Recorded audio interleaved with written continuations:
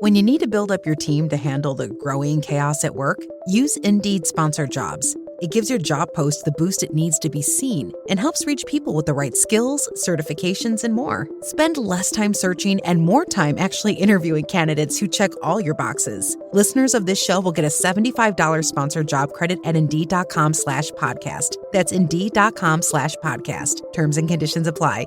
Need a hiring hero? This is a job for Indeed Sponsored Jobs.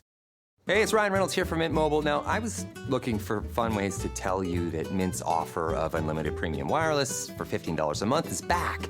So I thought it would be fun if we made $15 bills. But it turns out that's very illegal. So there goes my big idea for the commercial. Give it a try at mintmobile.com/switch. Upfront payment of $45 for 3 months, $90 for 6 months, or $180 for 12-month plan required. $15 per month equivalent. Taxes and fees extra. Initial plan term only. Greater than 50 gigabytes may slow when network is busy. See terms. And we're back with me, Johnny McMurray, on the On The Spot Football Podcast for yet another fantastic guest. Tonight's guest is a man who I've known for a seriously long time in football. He's fresh off winning the Gibson Cup and Manager of the Year. Jesus, maybe I'll get one of them. But it's a pleasure to introduce Gary Haveron. Gary, how are you, sir? I'm very well, Johnny. Thanks for having me on. I'm so jealous of your tan here. That's the first thing I seen when I came in. I was like, fuck, you're bronze. We got a wee window at the end of we obviously don't get very long off, end of May and that, so we did. So we ended up getting a week away of the family. It was much needed, probably, after a 100%. long season. Yeah, well, here, a long, successful season. Yeah, listen, it was brilliant, Johnny. Brilliant, like, I mean, you know what it means to the club. You play for the club. You know what it means to the people of Larne and stuff to have the success. And yeah, it was a grind in the end. And that we obviously had a great start to the season, good middle spell, had the wee wobble in February, and people thought we were going to fall behind. But listen, the boys were brilliant. Showed an unbelievable mentality to go again and get over the line. What's it like for you now to finally be in the position of manager? Because we've seen about it, we've seen the statistics. You've been in, you've filled the gap, you've came out, you've coached, you've been back in, filled the gap again. I feel like you're so deserving of the role to be in there, and all credit to you, mate. You've been so successful. Well, it's funny how it all came about, Johnny. Like, because I had sat down and had a conversation with Kenny the year before about, was it something I seriously considered doing, about management. I've talked about this previously. I obviously had a really successful spell at Carrick with a great squad of boys we had. Went to the Glens under really difficult conditions. No, the Glens weren't the club in that they're in the position that they find themselves now currently. There was financial problems within the club at the time whenever I was there, and it was massively straining. So it was, and stressful not there during that period of time. So when I got an opportunity to come in at Larne, albeit at youth level and helping out with the academy at the start, I just jumped at the opportunity. You know, it was exciting. Obviously, Larne was building towards something. Kenny and Tiernan and Seamus was there, you know, and I very quickly gravitated towards the first team, as you do, you know, and I got more sucked in and more pulled into doing every job going. Just come down today, and then it was come back tomorrow, and then you were there. Yeah. I was pretty much there morning, noon, and night, you know. But I was very lucky as well because my son was able to grow up within the football club as a result of that, you know. And he was so passionate about it and around the football club, you know. That both of us there I was able to have that relationship with him. Lisa missed out a bit more than that, like, I mean. But me and Alfie got to spend a lot of time around football, and I got to coach him and could be around him, which was brilliant. And he grew up in the football club, really. So yeah, to do every role within the club, it was kind of, it just makes you care about it a little bit more. You're a bit more ingrained in the whole DNA of the whole football club. And then to go into the management and that, albeit through a couple of different obviously internships and everything else. Yeah, I had to make sure it was right for me, Johnny, and it was the right thing for my family. And, you know, it's a risk, football management. It is. When I got the Glentoran job, Roy Coyle said to me, he said a couple of things: sign good players and keep them motivated. And the other thing he says, the clock's ticking, son. The clock's ticking. You know what I mean? He said the clock's ticking. As soon as it's in, it's on the way down, isn't it? Well, that's it. You know, once you take a job on, the clock's ticking till you lose it. You know what I mean? And it was always in the back of my head, that a little bit. You know what I mean? But yeah, listen, I don't think I could have taken the job on if we didn't have such an unbelievable squad of players. The squad, I had so much faith in the players and so much belief in what they were capable of doing. The staff then, Johnny, like, I mean, incredibly blessed to have, you know, Mick's brilliant at what he does. Unbelievable. Jeff had transitioned from having an unbelievable, Jeff Hughes had transitioned from an unbelievable playing career, and he'd moved into the coaching side of things. So Jeff's somebody, you know, a wealth of experience of being there. Alan Mannis had joined the club and that, like, I mean, and he's the most professional man you ever met, and a fantastic football coach. Keith O'Hara was somebody that was in the club in the scholarship role, and we elevated him into the first team because of the quality of the guy that he is and the calibre of person that he is. And then Mark Campbell, again, was in an internship and I moved in. So I had so much faith in the staff and belief in them. And when I sort of done it in an internship and we had an element of success, I felt I owed it to them more so to myself. I felt I owed it to them to take the chance in that there and take the role on to secure them and secure the players. Not everybody gets the opportunity to kind of work with players for a long period of time, should I say. And you've probably been able to pick the biggest weaknesses but the biggest strengths from everybody and sort of accumulate your team the way that you wanted it over probably 3 or 4 years. Yeah. Before even stepping into the role, that must have been so confident for you to be able to be like, I know what I've got here and I'm going into a team that's ready to win. Well, that's why I took the job on. And ultimately, was that great faith. And how do you write off players like a Leroy Miller, a Cricky Gallagher, a Ro Ferguson? You could go for Tomas Cosgroves, Mark Randalls. How do you write them people off? And I knew there was so much exciting talent coming through, and a Matty Lusty, a Dylan Sloan, a Benji McGee, Conor McKendry. There's so much talent within that group, and they're all at a really good age. Yeah. Bar Mark in that there, who's a little bit of our elder statesman, but I tell you what, he's an unbelievable, exceptional footballer. Johnny, because you've seen it. Whenever you go in and train with Mark Randall, you ask people in that there, like, who's the best player you play with?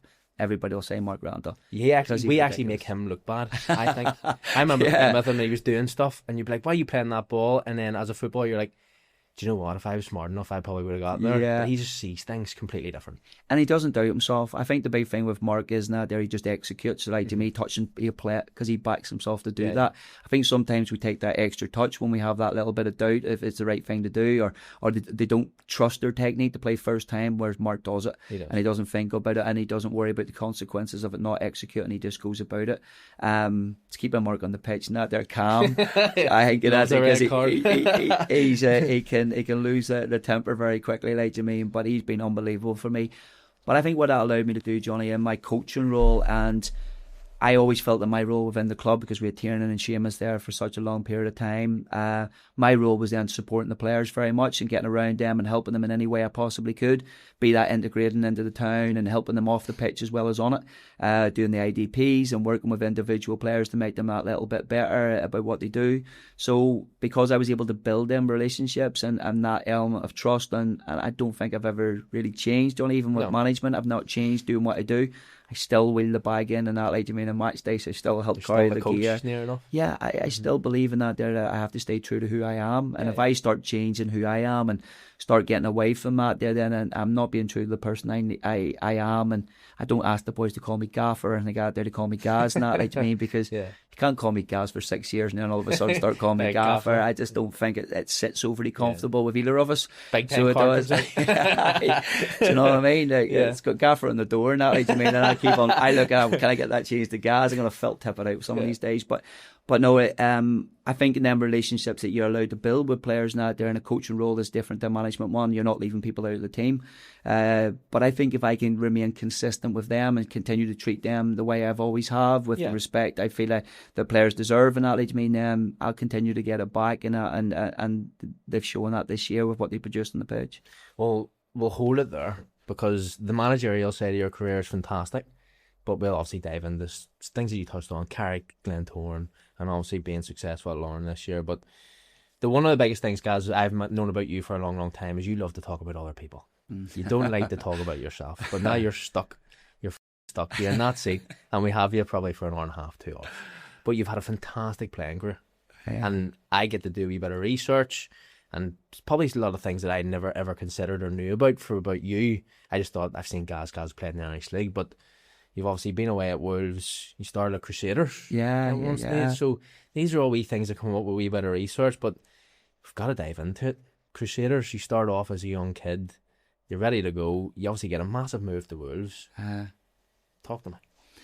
It's funny, Johnny Light, because I meet my primary school teacher, because most kids start at primary school and that age. I met my primary school teacher, and he had great pleasure in telling me that I was the 11th pick in the team. Okay. And he said that to me because I was late to football, and like so many people, I never really started playing football till I was about 8, 9, 10 years of age. It wasn't like grassroots football now, where my boy, since as soon as he's been able to walk, he's been playing football. I started that down around P5, P6 and that there, because my best mate, Stephen Mills, that happens to work at Niffle, like he does, and he's always been my best mate. And he was going off to football, and I wanted to go to football too, because I wanted to go and spend more time with him. But what that allowed us to do was, I wanted to compete with him, because he was better than me. So he was my competition really early doors and that there, and I strived to try and compete with him and get better than him and that, I mean, and that was our competition, and we were very competitive. So by default, not there, he may be better and that, I mean, and we had that competitive edge really early doors. But if I wasn't left-footed, I doubt very much I'd have been on that school football team, because I was I was playing left wing, believe it or not. Like, you mean, don't know why, because I don't have that skill. Like, gap. I just provided balance. I played on the left-hand side. So I was kind of then progressed in that there. But like I said, is that fire that was ignited in me at 10, 11 years of age and competing with Millsy, which took me on into secondary school. By the time I had finished secondary school, I was captain of the school football team. I played up year groups and that, like so we did, you know. I was on the Northern Schoolboys set up and everything else. And for a late developer and that, I suppose, now when he says I was the last pick in the team, well, I think myself, well, I was the only one went to England at that time. Yeah. But that team had DJ Fergie, you know, maybe resident DJ Fergie, like, the Lorne man, he's winning everything pretty much. Yeah. Garth McCauley was in that school football team. We had a boy called David McCormick, and I did Didi McCormick, who's an exceptional footballer. We had a really, really good, successful primary school team.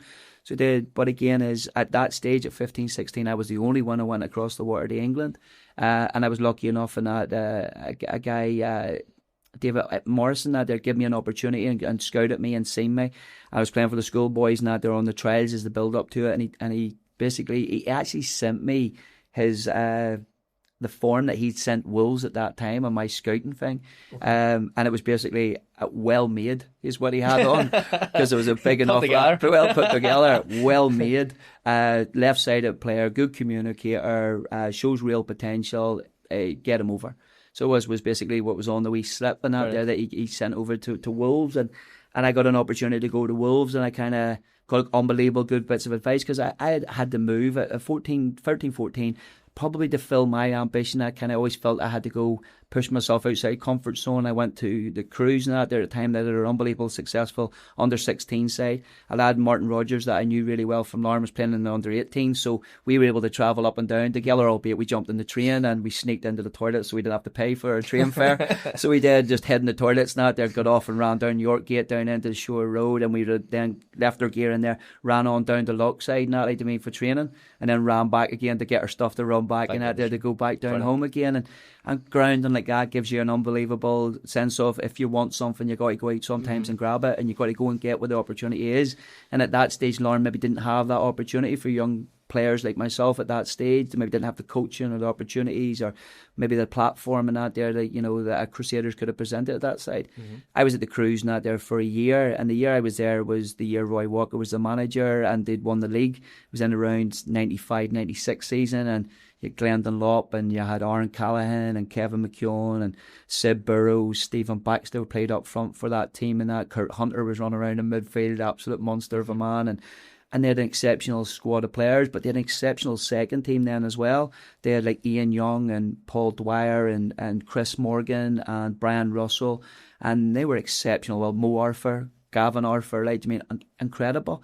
So the whole club was flourishing that time. They won the league at 16s. One of the 18s, which I played for both, they won the league at the Resi League and that, then they won the Steel and Sons Cup, and they won the league at first team.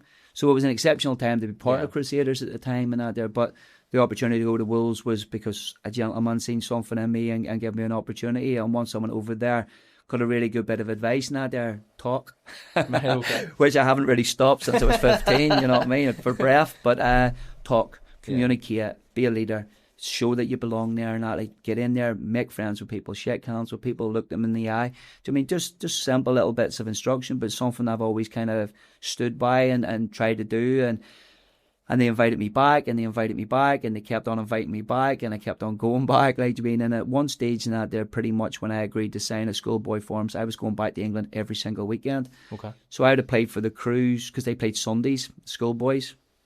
I had to play for the Cruise in the morning with the 16s, afternoon that there were the 18s. Would have gone straight over to Belfast Airport, and I hadn't been on a plane until I went on trial. Okay. And then flew across now, like, to England that there, where I got picked up on a Saturday night, played on a Sunday for the schoolboys team, under 16s and that there. I flew home on the Sunday night and back to school on the Monday morning. And I did that every weekend for about a year when I played for Wolves and that, like, you mean, and it just sort of became part of it. And then signed schoolboy forms, or I just got a YTS as it would have been then for Wolves, and I was just incredibly lucky, Johnny. I'm not overly talented, like, you mean, to per se, like, you mean, but incredibly strong mentally. I think a wee bit of resilience I had a strong mentality, work ethic, good teammate, like, you mean, is what I felt I brought to it, and a good communicator, like, you mean, which opened pathways for me. A lot of things that you would get in that is you wouldn't really see young kids shouting, demanding, pointing. It's all very lax, isn't it, nowadays? And they're just like, to go do it, and the coaches are bellowing everything, and it's strange now, because you want that. You want to see kids with a personality, and I feel like it's kind of gone. PlayStations and computers and things that got there, and phones especially, Johnny. It's taken away that element of communication and how you converse with people. Like, you know, my son's an excellent communicator, I have to say. It's probably his super strength of what they talk about over in England and that, when you're getting scouted. You know, he's just signed for Crystal Palace, and that's the big thing that they seen in him, was that strong leadership thing, because it's unique. Yeah. Because he stands out for that reason. Take the football aside, not like, to me, straight away, you know, who's the talker, who's organising, there's one voice. I was over not long ago watching Palace play against Chelsea under 18s, and you're right, Johnny, it's the coaches. The coaches are the ones that shouting on, 3 or 4 coaches on both sides, they're giving all the information, but there's not a lot coming from the kids. So when they go into the next step in the next environment, you need to find a voice, and some kids don't make that step across because they don't have it. Yeah. You know what I mean? And you need to be exceptionally talented if you're going to be very quiet. Mm-hmm. Whereas someone like my Alfie and that there, who is a good talker and a good organiser, has really strong leadership skills and that there, and that kind of makes him stand out. And he went to a number of trials, and they all say the same thing. Great talker. Yeah. You know what I mean? Takes after his mum, believe it or not. Don't leave out the physicality. I mean, the wee man's, 16, 17, he's 6'3". Yeah, he's a big boy. He's well put together. Yeah, he's well put together. He's well made. He's well made. He's a good footballer, Johnny. Like, I mean, there's no two ways about it. He's technically very good as well. But he's grew up with a ball at his feet. I kind of wonder now why he should be. He should be, because of the environment he's grew up into. He's got loads of opportunities to play up at 18s and 20s. Always played with kids older than him, and that, and took him out of that comfort zone from a very early age, and he's always seemed to manage to cope. That's one of the biggest things that I speak of now, and I feel like it's changed, and this isn't to harp on, and I don't want to be repetitive in the podcast, but you're a manager in the league. There's a massive difference between your reserve team to your first team. Huge jump. And one of the big things that probably we got a good ground all back in the day was, if you were decent enough, you were pushed into that bigger team. And then if you were able to bypass that team, you continued on that trajectory. It was like, go play with a man. Yeah. Get yourself physically ready. You were like that, Johnny, at no age now. I remember we played against, you played for Cliftonville Strollers, and you played against Carrick and at Taylor's Avenue. And we played one of the cup games. And you were at a time at Cliftonville where they had a really, really strong first team. Around about 2015, when they were going towards winning their second league title, you had obviously Boise and Gormley up front. And that, petty, that wasn't it? Stevie Garrett was there at the time and he jumped in. But I remember playing against you, and Jay Donnelly played up front and that there in the Cliftonville Strollers team. Big Ran Orfers played at the back. Yeah. And I remember thinking, you were a man-child. Like, you mean, you were so young but so physical that you caused us so many. I think we won that game 6-4. Yeah. And I think you and Jay scored 2 each that day, like, you mean. But I remember seeing you being so strong, raw but strong and powerful, like, you mean. And some people just have that natural from a very early doors, not like, you mean. And I remember trying to get you afterwards, but apparently you already done a deal with Warren Point to go to Warren Point. Skin done that. Skin did. He'll be on. I'm going to have that conversation. Yeah, listen, I remember coming off the pitch and that, thinking to myself, we need to get that big centre forward. He's a powerful boy for your age and that, like, you mean. We ended up getting Adam Sally. Yes. So we did, and Adam came in and done brilliant for us. But of a similar kind of, very, very well put together young lad. That's because the grounding you get from men's football, like, at that time, your reserve team was pretty much another 11. They played down, and you weren't allowed to be complacent. You just had to be physical. And you were super that day and caused us a problem. We had a really good Carrick team at that time, and we ran out in the end because you were probably missing a couple of players at the back, but going forward you were so exciting and so good, and you went to Warren Point and done fantastically well there too, like, you mean. But some people just are naturally kind of are ahead of the curve in that there in terms of that physicality. I think definitely playing up a year group and stretching yourself and coming out of your comfort zone, being stretched and having a club that believes in pushing the pathway and pushing people that have that little bit more about them, push them, take them up and that, and see how they cope. Move them back down if they don't quite cope and that there, but more times than enough, if you give them the opportunity, they'll thrive. And off he's managed to thrive and that, and sort of and push ahead and that, and he moves away from home on Wednesday here, so it's sad times. There'll be there's tears in our house, believe you me, sure Johnny. Them tissues are there for a reason. We've all used them. I'll give you them. There'll be tears when he goes. But for me, they're happy tears because this is what he wants to do with his life. And he's got a fantastic opportunity. He's committed to a long-term contract with Palace and that there. And he's been everywhere and crossing different trails, different places. And this was where he wanted to go. And they've been exceptionally good to him. So, listen, it's a good make-up. It's up to him. It's up to him, Johnny. He's got an opportunity. It's what he does with it and that it counts. In terms of your own vision at that stage, you've obviously made this determined person at a young age going, I'm going to make it professional. You get the opportunity to sign for Wolves, which is probably an incredibly proud and fulfilling moment for yourself. For your family too, Johnny. What was it like going over? It's for your family too, because you can't get anywhere without your family. You need that support. I'm incredibly lucky because I take it for granted. I had my mum and my dad, my sister, my brother. I had a family unit. Not every kid has that. They just don't. Everybody's circumstances are different, and they don't have somebody that's constantly taking to the football and dropping everything at a drop of a hat to go and allow you to fulfil what you want to do. So I'm really grateful for everything they've done for me and that there to put me in the position to allow me to go and fulfil this here, to be there. But when I signed for Wolves and that there, I think the proudest thing was whenever I was able to fly my mum and dad over and that there, and we went to sign and that there, and I put a picture up actually just yesterday, my dad and my mum in that picture, and it was Mark McGee was the manager at the time, who my dad would have remembered that era of player, and he bent Mark's ear, something shock on my dad, he had the ear bent off him, what I mean, but to put them into that environment, to come and show them around the Molyneux where we were based all the time. I went straight into playing men's football at 16. So I was playing resi football not there, but playing with senior professional footballers, the Darren Fergusons of this world. There was Steve Bull was there at the time. It was a club icon. Dean Richards that went on to play for Spurs and that. You could go through the whole first team. Stevie Froggatt. People that older generations of people who remember, not so much the younger generation, but we had a youth team with McMurray, who was the goalkeeper that I lived with and that there for 3 years. I lived with Matty. Robbie Keane was in our youth team. Keith Andrews, a Brentford manager, was in our youth team. Exceptional youth team and that there that had unbelievable success. Lee Naylor played for Celtic and played for Cardiff in the Premier League. Left back and that the Ryan Green was the youngest ever Welsh international at the time in our youth team. I could go through the whole youth team. They were an exceptionally talented group. For me just to be there, Johnny, I think there was always that little tiny wee bit of that inferiority complex was definitely there from an early age. We're thinking I don't belong here. Do you know what I mean? But determined to try and stay there as long as I possibly could and try to get as much out of that experience as I could. Like I said, I got so lucky that I was able to play in the resis pretty much as soon as I got there, and sometimes you need an injury in football to kind of get you that opportunity. And an injury happened to a guy called Michael Jelks in the first team, and Lee Naylor bumped up one, so I got the bump up one as well. So I was playing youth team and resis from a very, very early age and playing men's football, which physically allows you to be competitive, and there's no excuses. They don't take age into consideration. You're playing men's football and you're there. If you're there, you're good enough. Well, that's it. And that throughout my time there, I managed to play a lot of games and that, so I did. And we first team opportunity against Northampton in a cup game and that, and all of a sudden then you think, I could maybe play at some level of the game. So I did, but like I said, it's just incredibly lucky to be around the environment and the players I got to play with. It's something money can't buy. Do you know what I mean? You have to get there on merit. You have to get there with a certain amount of ability.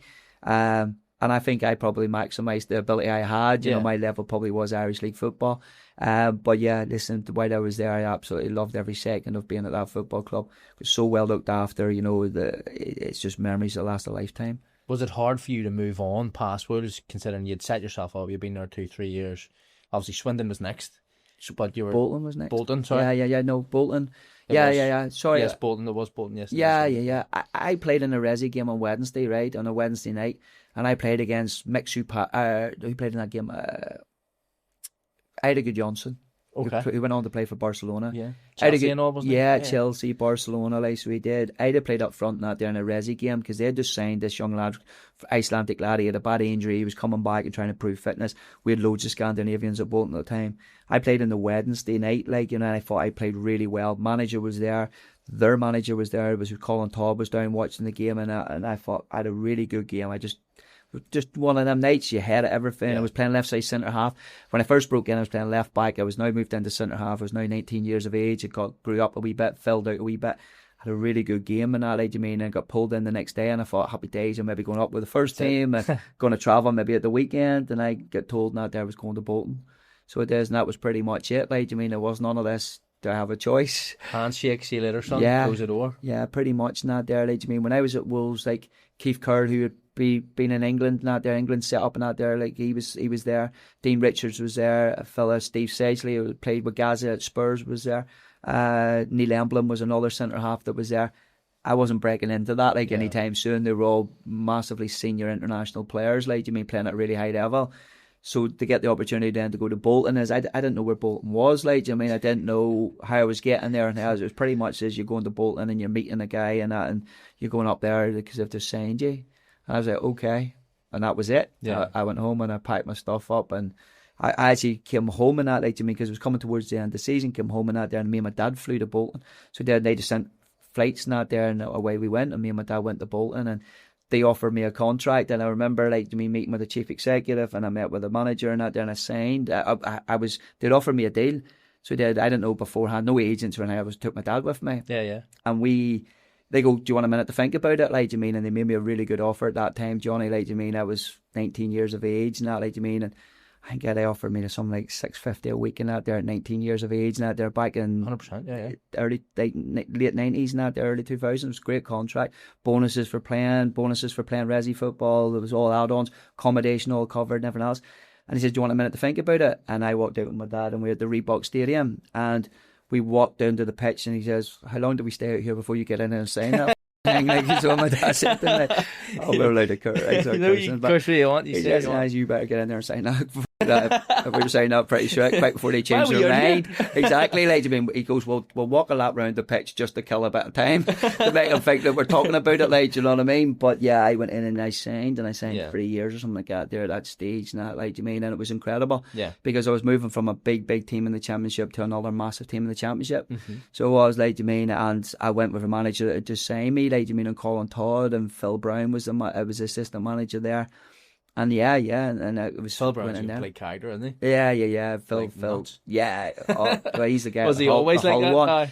He always having himself and that there, full of confidence and that there, but he was a good player. He had a better tan than me, so he did, Johnny. My tab will fade, his was all year round. You know what I mean? But yeah, he was a great coach, and he was on the grass every day and everything else. And then it was it. You were moving to Bolton, you mean, and I was above Bolton, and during that time there, it was brilliant because I was away with first team with pre-season.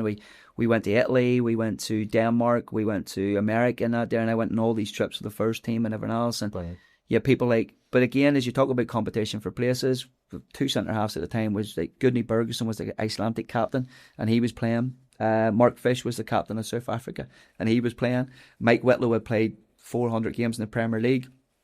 And he was there, you mean, still, and you think to yourself, well, I ain't replacing them anytime soon, but you're amongst them then, Johnny, you're in that their kind of mould, and people like Ida Johnson, so many Scandinavians that time. You see Askelainen was a goalkeeper, like Klaus Jensen, centre midfielder, Per Fransen, centre midfielder, Danish international players. You're moving in international, running shoulders with these boys, Michael Johansson, Arne Larsen. You could go on about all the scandals. There's loads of them boys not there, and then there was a good mould of younger players like Dean Holden that there, who's done really well. He's a Hull coach out there now. He's done really well in a bit of management at Charlton. David Norris, who went on and had a great career in that, was there as a young player. Kevin Nolan was coming through at the time. And I was there as one of the younger players coming through at the time, And well, he went on to have a fantastic career, Bolton, didn't he? He was their most capped player in here.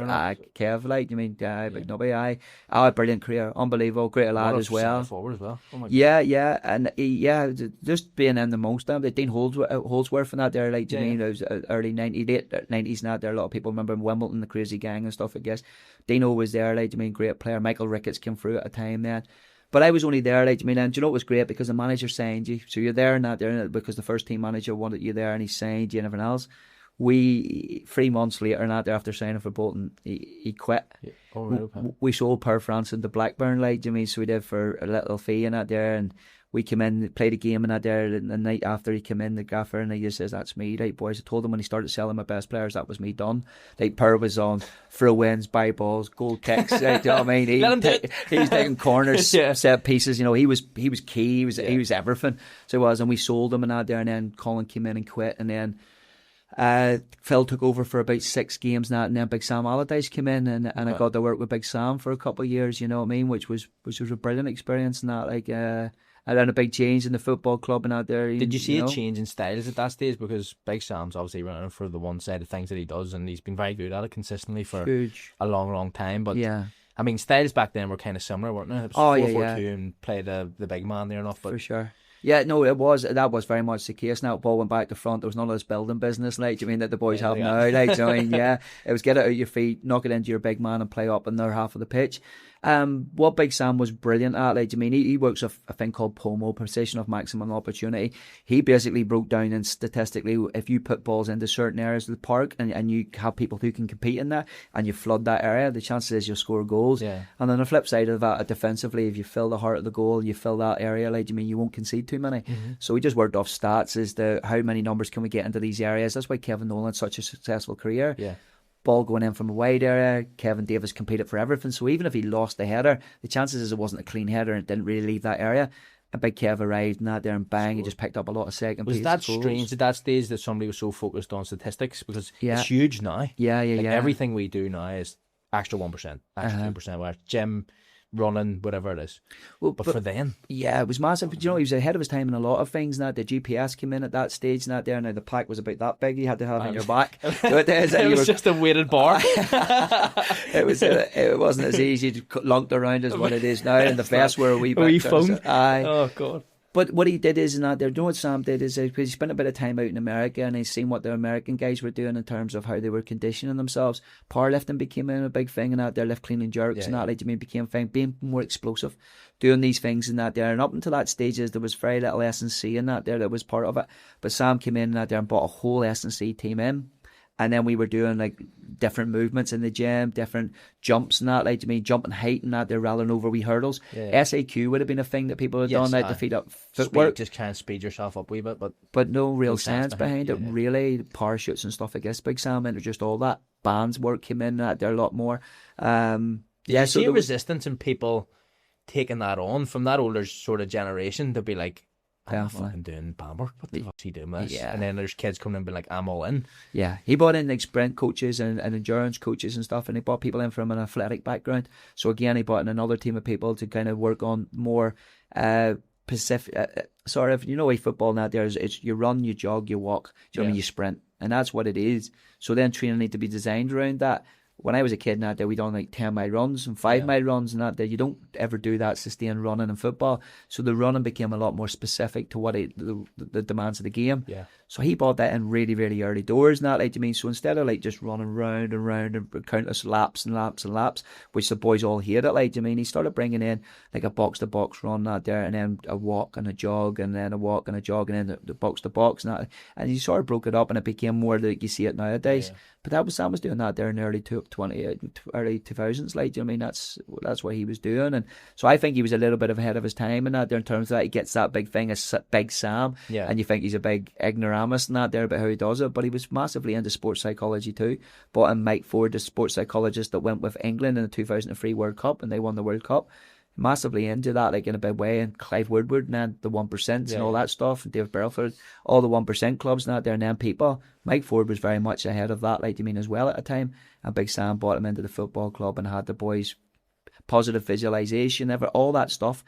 Sam was massively into it. So the persona of what he portrayed, not there, I'm not saying he didn't play up to it and stuff at times. There was a lot more science behind what he'd done and that than what he showed. In terms of that stage, you obviously spent quite a bit of time with Big Sam. Did he leave before you did? Or no, did you go? I left and that. The club then got promoted after a couple of seasons. That they got promoted to the Premier League. So you're up now playing Premier League opposition and stuff, I guess, and this and then it was like you bring in people like Yuri Georgiev, he just won the World Cup in '96, and I remember watching him win the World Cup. So he did, you know what I mean. You brought in people like Ivan Campo, so he did, who played for Real Madrid. You know, you brought in big Fernando Herrera, who was a captain for Real Madrid for so many years. JJ Okocha came in at that stage, and that, like, you you there mean, when he was there? I was just transitioning out of the club as them boys were coming through, because you were never, like, you know, I mean, He set the whole Premier League on fire. Yeah, He was immense. I was still living more in the area and stuff at times now there, and you call in and see games and stuff like this, and he was ridiculously talented, like, do you mean? So all them boys were coming in at a time and that, like, do you mean? And we sort of think you're never going to get an opportunity there. There's so many players coming through, like, and obviously Sam done an exceptional job at Bolton, and I just wasn't at that level, like, do you mean, John? No shame in that, like, do you mean? Because of the level that you're competing about. 100%. Again, money can't buy the experience you gain from it, and you try to take absolutely everything from it you possibly can, and you go on to the next level, like, do you mean, which you end up down at Swindon out there. And I was at Swindon, and again I signed for Andy King down at Swindon, and he was great with me and brilliant, and that, like, got in and was playing games and playing matches, but again then he left after, he had family reasons and that, and left after about 6 months. And then Roy Evans and Ned Ruddock came in at that time, like, do you mean, and they come in, and again, you know, unbelievable experiences, Liverpool and what he done, and Razor what he done in his career. But again, his limited opportunities, limited game time. Moved on to Yeovil. I'll fast forward through it, so like, you don't have to bore you. You don't have to bore it. Went to Yeovil and I had a really good year down at Yeovil and really enjoyed it, like, do you mean? But I'd started getting to the point where I kind of was thinking to myself, I was dropping down the leagues. I was struggling with a bit of a hernia problem. I wasn't really training, and I think sometimes now there what you get is you can get very isolated, especially when you're a young player and you come down to a club. And you're spending a lot of time on your own, and I was in confined, like, it was pretty much a hotel room and out there. I was in the whole time I was there. And yeah, when you're injured and you're not training, you're not involved enough with that, like, to me, it can become very isolating. Yeah. And then you have to make a decision out there as to what do you do? Do you try and stick it out for a bit longer? I probably stuck it out probably 6-7 months longer than I probably should have done. I probably should have came home a bit earlier. But that's a hard conversation to have, Johnny. It is, really, especially when really you're hard pro. conversation. Do you know Yeah, what I mean? hard conversation to have with people that you're really honest with, and that they're like your family and stuff, I guess. And I remember phoning my mum, and I was actually ignoring my mum. I was trying to hide from her a little bit. Okay. I was trying to, and I never hid from my mum and that there. She knew me better than anybody, like, do you mean? And I ignoring phone calls, and that wasn't like me because I talked to her so regular. I was trying to avoid the phone call because I probably knew myself. I knew it was time for me to come home, and I needed to have it, but I was fighting against it a little bit, probably struggling a little bit in myself and that, like, do you mean, about, you know, not really wanting to admit it, like, but knowing deep down that was probably the case. And I remember eventually in that there, I got my mum and that, like, she phoned me and I can't ignore this woman anymore. She's going to think I'm dead. Do you know what I mean? Because she always thinks worst case scenario, she'd be worried sick. Or and she that, turns like, up the door being like, get home. Get home, back yeah. now, it's you. Yeah, but I was down in Somerset, down at Yeovil and that there, and I phoned my mum and that, and I said to her, Mum, listen, she goes, you're not okay. What's wrong? What is it? I said, Mum, I'm struggling. I probably need to come home. And she goes, yeah, speak to your dad. And I go, no, don't speak to dad. It's okay. I'll get it out a wee bit longer because I didn't want to let him down, Johnny. That was a normal thing back then, wasn't it? You seem like it's never publicised. Yeah. Especially for probably people at your age, that stage. You're probably 25, 26, 20, maybe. Yeah, 20 20, 25 in it. But no one talked about how mental health was a massive thing. Yeah, back then. no. It was like, no, I'm all right. Definitely I'm not. grand. Definitely not. And I never wanted to let my dad down. And the whole time I was over there, like, I mean, I knew how proud he was of me and everything else and that. And I was so scared of letting him down. So I constantly then was fighting against that more than what I actually needed and that. Then I probably needed to come home. I needed that family environment again around me. I needed people around me and that, like, to mean a little bit at that stage. And that was hard for me to admit and that there. But my mum's phone goes, you don't speak to your dad. I said, no, don't bother dad. It's fine. I'll be okay. I'll be grand. She goes, your dad will be home and that there from work. He's going to phone you at 5 o'clock. Make sure you answer 5:30 or whatever time he's home. Make sure you answer your phone. You're waiting on it, sweating. Dread it, Johnny. I was dreading the phone call. I thought it'd be all right. I'll front it up. I'll be okay. I'll put a brave face on it, like, do you mean, everything else? And he phones me, goes, Mum says to phone you. What's up with you? And you know what, Johnny? I just kind of, I thought, I can't. Do you know what I mean? I need to go home. I says, Dad, I'm struggling. He says, I think I need to come home. And at that point, Johnny, that's really, really hard for me to admit it to it because I was so proud of being there, like, do you mean, and doing it, and like, do you mean, I didn't want to let people down. And that was a hard phone call for me to have. But my dad turned around and says, that's okay. Give me an hour. Right? So give him an hour and out there. I thought, what's he going to say? He's going to phone in an hour's time. And he phoned me back in an hour's time. He says, I've booked on. I'll get you tomorrow. Did he come over? Class. Yeah. You need them tissues. Like, you know, I need the tissues. But that's what my dad was to me, like, to me, Johnny, like, to me, the thing that I feared the most was letting him down. And the second I needed him, he was there for me. Hug. Always, pal. Always. Always. But you know what? Like, I mean, that's... I haven't used these in a while, guys. That's what good parenting is, Johnny. That's what good parenting is, not there. It's when you need them the most, and that they're there for you. Yeah. And I've taken so much of them from that. Like, I mean, that phone call that I had with my dad. My dad's not here anymore, so he's not. He passed away 6 years coming up here in July. So it did, like, I mean, and gone far too soon. But when I needed him, when I was at my lowest, he got the boat over to Scotland and drove from Scotland down to Somerset. That's a good 7-8 hours journey. So it's for him and that, like, I mean, and he was there for me that next day. He was on the first boat out and that he could get, and he was there for me. We packed up the stuff and that, and we drove back up. He drove all the way back up to Scotland. He did a U-turn and went straight back up the road again and brought me home. It's mad to think too when you consider that's what you would do. Yeah, and I wouldn't happened think for twice Alfie, about you'd it. be Like, I wouldn't think no twice about it. Like, I mean, if he ever feels that he needs to have that phone call, I might fly over. My dad was miserable. Like, do you know what I mean? He wouldn't pay the flights. He probably, skimmed it on yeah. the I think he probably knew somebody who'd get across in the boat cheaper. Like, do you know what I mean? It was probably the cheapest way of doing it. Yeah, that's what you can do now. You have a partnership with Lauren. You get it for £3. Yeah. Do you know what I mean? But he was there for me, Johnny. Like, do you mean, like he always was. Like, do you mean, and the one person I didn't want to let down was the one person that was there for me the most. Yeah. And do you know what? And coming home was the best thing for me at that stage. And that, like, I mean, and got back into the house with my family around me and everyone else not there. And I was just felt the relief. The relief of that, actually having that conversation, was the biggest weight taken off my shoulders I've ever had at that stage. I didn't really go through too much hardship at that till 25 and out there, 24, 25. I didn't really that much hardship. Everything had gone quite smoothly for me, like, do you know what I mean? I never excelled at school academically and out there. I was always a sociable person. I always wanted to be out playing football and being out of school and more than I ever wanted to be there. So football was my nation out there, and I went with so much high expectation, everyone else. I didn't want to let my friends down. I knew how proud they were of me too, like, do you mean? And I was always fearful of letting people down, and I've always been like that. And I continue to be like that there. I'm fearful of letting people down. But I do know in that, like, do you mean, because of having good people around me and surrounding myself with the right kind of people, I've always given myself the best chance. Yeah. And because of my family and how supportive they've been of me and that there is why I'm sitting here now. So do you still believe that's the way you are now as a manager? Mm-hmm. Yeah. If people need me, I'm there for them. But in terms of you trying to live up to that, I'm afraid of letting people down, that sort of inner self-belief near enough, that you don't want that side of things to take over. Yeah, I think in that day, like, you gain confidence in that from experience and that, like, of being there and doing it. Like, I mean, I don't lack self-belief or self-confidence in that. I don't lack them things. I've always sort of felt in that there that I feel like you prepare too much for the confidence not to be there. Yeah, that's what I would take from it. I think in that you definitely need their preparation for everything. Now, if you can put all the work in and you can prepare as best you possibly can, and you can leave no stone unturned, and you can prepare in that there, and you go through that process of always being the best version of yourself you can be. When the moment comes not there, then you can live with the consequences. Yeah. I can live with not being good enough playing in England, Johnny. I can live with it like a whole day long because I give it my best. I think if you go there and you don't give it your best and you don't try your hardest and you don't stay away from drinking and doing the wrong things not there, and I did the best I possibly could, and I lived the rest life I possibly could not there at that time. So I did, I did things at the right time. I had fun with my friends whenever I had the right time, but when I was over there I was so focused and so determined to be successful. I can live with knowing I give it my best shot, that I didn't piss it away and I didn't mess around. I was the best version of myself every time when I went into that training ground and that, like, and I can live with not being good enough. Yeah. I'm fine with that, like, knowing that I give everything.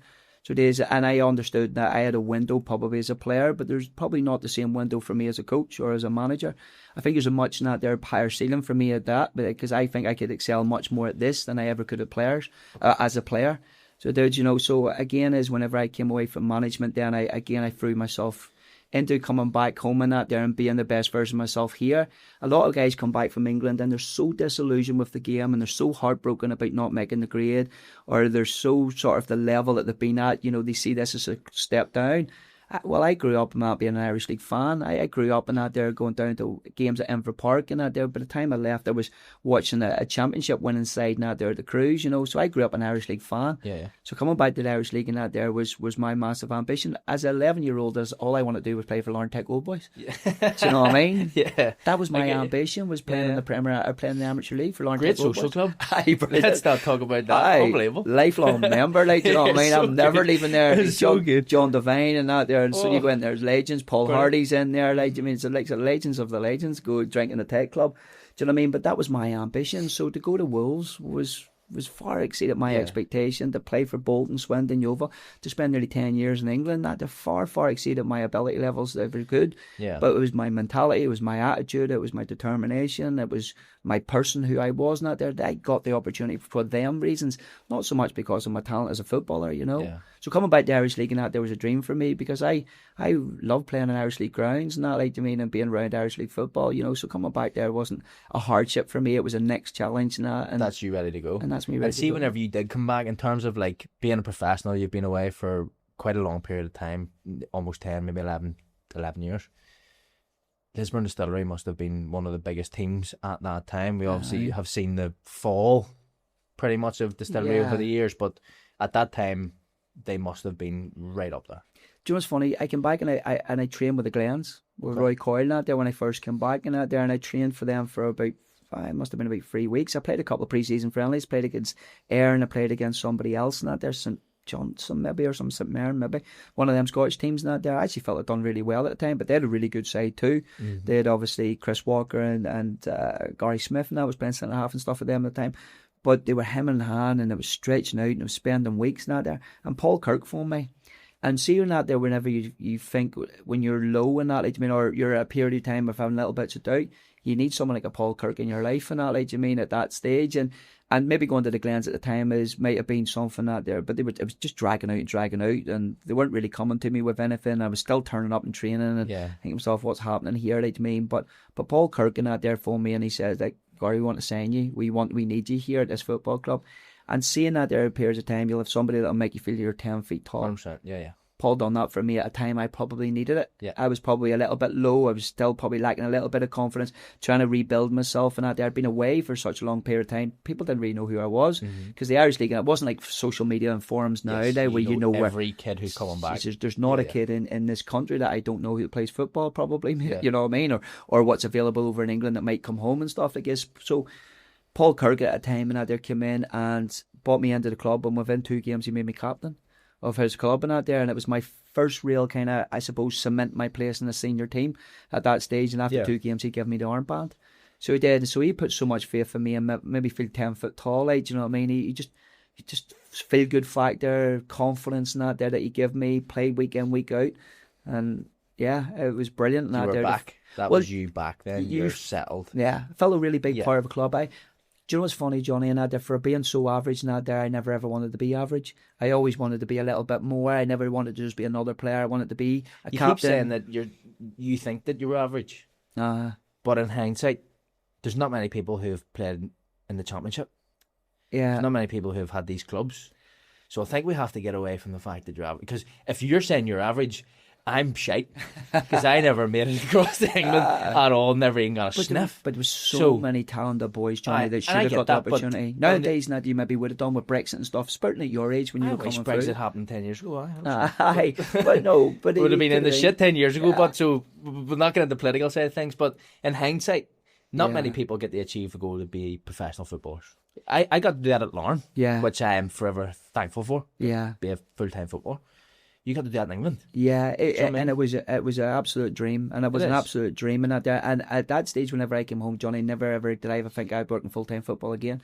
I thought that was a chapter of my life, and that there would be closed, because I never thought the Irish League would go the way it went. Not until Kenny came back and did what he did at Larne and went full time. Progression's fantastic. Unbelievable. Yeah. It's unbelievable now that I pinch myself that I've actually worked for Larne for 8 years now in a full time role. Yeah. So I have, like, you mean, be it through different forums, like, you mean, but But yeah, like, at 25 and that there, to come back to the Irish League and Paul Kirk to give me that opportunity and that experience and that there, I'm somebody that's practiced massively gratitude and that there. I'm so grateful to him. He picked me up and he was the perfect person for me that moment in my time, and that's exactly what I needed. I gained so much confidence from being around Paul Kirk. Yeah. So it did, he gave me exactly what I needed at that time. And maybe Distillery wasn't a Linfield or a Glentoran or anything like that there, but he was exactly the person I needed at that period of my life. And who would have been a part of that team, players-wise? Marky Holland, that I would have gone on to Cliftonville. John Martin, I would have gone on to the Blues. Philip Major would have been them. Philip Major, I actually played centre-half with Brian Strain. Apologies, Brian. Brian Strain. Yeah. I played with Brian Strain and Philip Major was the two centre halves. Now they had done it, been there and done it and won everything in the Irish League. So they did, and they were playing down at Distillery. Now they won so much at Portadown, such successful careers with the Glens and live as well.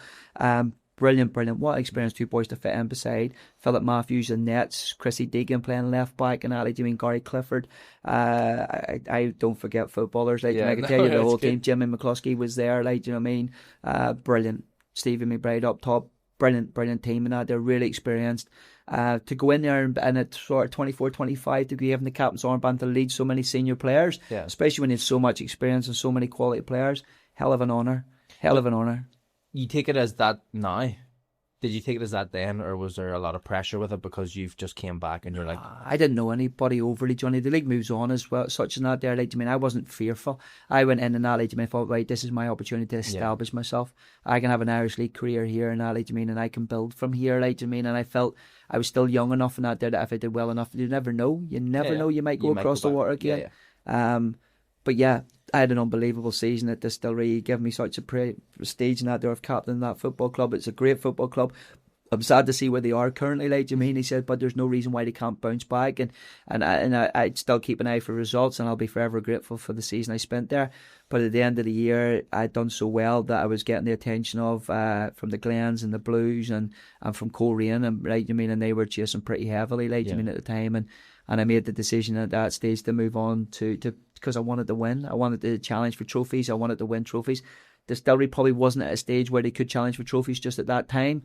And I had to go to a club that I felt that could, and I did that with by going to Coleraine in the end. Was it an easy decision to choose Coleraine, or did you logistically think about it going, I'm from Lorne, I'll scoot down the road, they'll be alright?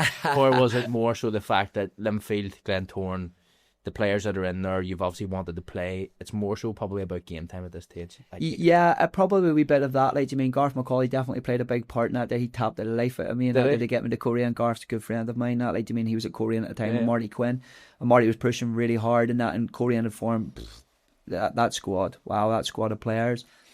I went and met with the Blues and that, so it did, right? And I'll tell you a story because it goes back to my dad again, and so I didn't drive, Johnny. I was 24, I didn't drive. Shameful, but I didn't drive and that, Sound like Tomas Cosgrove. That was a joke. Wait till you're a bit older. I don't know why, for the life of me, why I didn't. Maybe because it was England and people always just took me around. But my dad and that there then had met me because he knew I was going to meet the Blues afterwards. Normally I would have travelled with one of the other players, but my dad came up to meet me because I had to go over to Windsor to meet Davy afterwards. So my dad picks me up and we go over to Windsor, and the boys are finished training and Davy's in the old office at the old Windsor, and I get out of the car and that there, and I am so respectful of my dad and that, I thought myself, I literally took about 3 steps and I thought, am I actually going to let my dad sit in the car while I sit inside having a conversation? And the way Davy talks and I talk, it could be a long conversation. I can't keep my dad sitting. So I went back to the car and opened the door and says, Dad, do you want to come in with me? Do you want to come with me? And he was in the door and sitting at Davy's office before I would even close the door of the car. So it was, and we went in and sat down, and Davy was obviously talking about the Linfield and that there in the football club that it is, and I've got a great respect for Linfield Football Club for the traditions and for the success that they've had and that there, but he's very much talking up and that there Linfield about the honour of playing for Linfield, and people come for less money to play for Linfield than what they're offered elsewhere. He knew there was competition there. And my dad turned around and said to Davy, he says, yeah, that may be the case, but you're sitting here because you want us sit here and you want him to play for you. So what is it you're going to do for him? I didn't even get a word in, whatever. I just sat there going, let's just say nothing. So my dad's obviously now taking the lead. He's agent mode. Agent? He's gone into agent mode. He got out of the seat. And he kind of basically, Davey says, like, obviously we've got Winky and we've got Noel and that, like, me, two unbelievable centre halves, he said to him, but I see Gary maybe coming in and playing left back for a period of time, or maybe even in midfield at certain stages, because I maybe could have got away with playing in midfield in Irish League. But we see him coming in and then eventually transitioning into left back and replacing the two older boys. Like, Noel was getting on a bit, Winky was getting on a bit. And my dad says, let me stop you there, Davey. He says, right, do you think he's a left back? And he's pointing at me like I'm some sort of pleb. So he is, do you know what I mean? He's looking at me, he said, do you think he's a left back? He says, you'd be better signing me at left back than signing him. He says, Gary plays centre midfielder, centre half, or he doesn't play. He says to him, he'd not give you what he needs in that there, and he won't get over what he needs in that there if he plays them positions. And Davey goes, no, I think he can. I think he's got a lovely left foot. He can do this. He can get forward and that there. It goes, well, listen, we'll agree to disagree anyway, Davey, but thanks for your time. And that was the end of that there, right? I mean, up we got and out we walked. So your dad just cut you out of the Linfield deal completely? I had a pen in my pocket, Johnny, right? I mean, I went over to sign. I was signing. This was a negotiation. Your dad Whatever just got a big axe and just went, nope. Whatever they put in front of me, that I was prepared to sign and that, like, do you know what I mean? It was what it was, not like, but do you know what? It goes back to them moments in time and that, like, to me, where I'm grateful he did that for himself, because I wouldn't have done myself justice as a left back. Yeah. I wasn't good enough in that there. Like, I wasn't, not say good enough. I don't think I would have showed the best of myself at left back. And plus, so you're obviously going in there in a situation where you're covering. Do you know, I always find that if you go in to do a job for somebody, there's only so long a period you'll do that before they go, I need somebody who's going to go in there, and then if you're not going to replace that position that you're supposed to be in, you're just waiting. Do you know what I mean? Listen, I could have won a lot more medals and that there, and I could have showed for it, like you mean, and got, like, you know what I mean, and everything that goes with Linfield Football Club and that there, which is a great football club, and it would have been a privilege to play for that football club. It never materialised in that there because that was out of the conversation. Because your dad killed you. Because my dad just buried it flat, like, so he did. He killed, you know what? There's not many people that bury DJ. No. To be fair, he did it in a respectful way, as much as respectful as, like, well, you clearly don't know what you're talking about. We're going to go. Do you know what I mean? As clearly as that, respectfully as that can be, like, do you know what I mean? And but I had a really good feeling with Marty Quinn and that, like, so he did, and Big G and that, like, do you mean? And Marty came down and met me behind Dee's Diner in Lauren. You know what Dee's Diner is? That we lost his shop.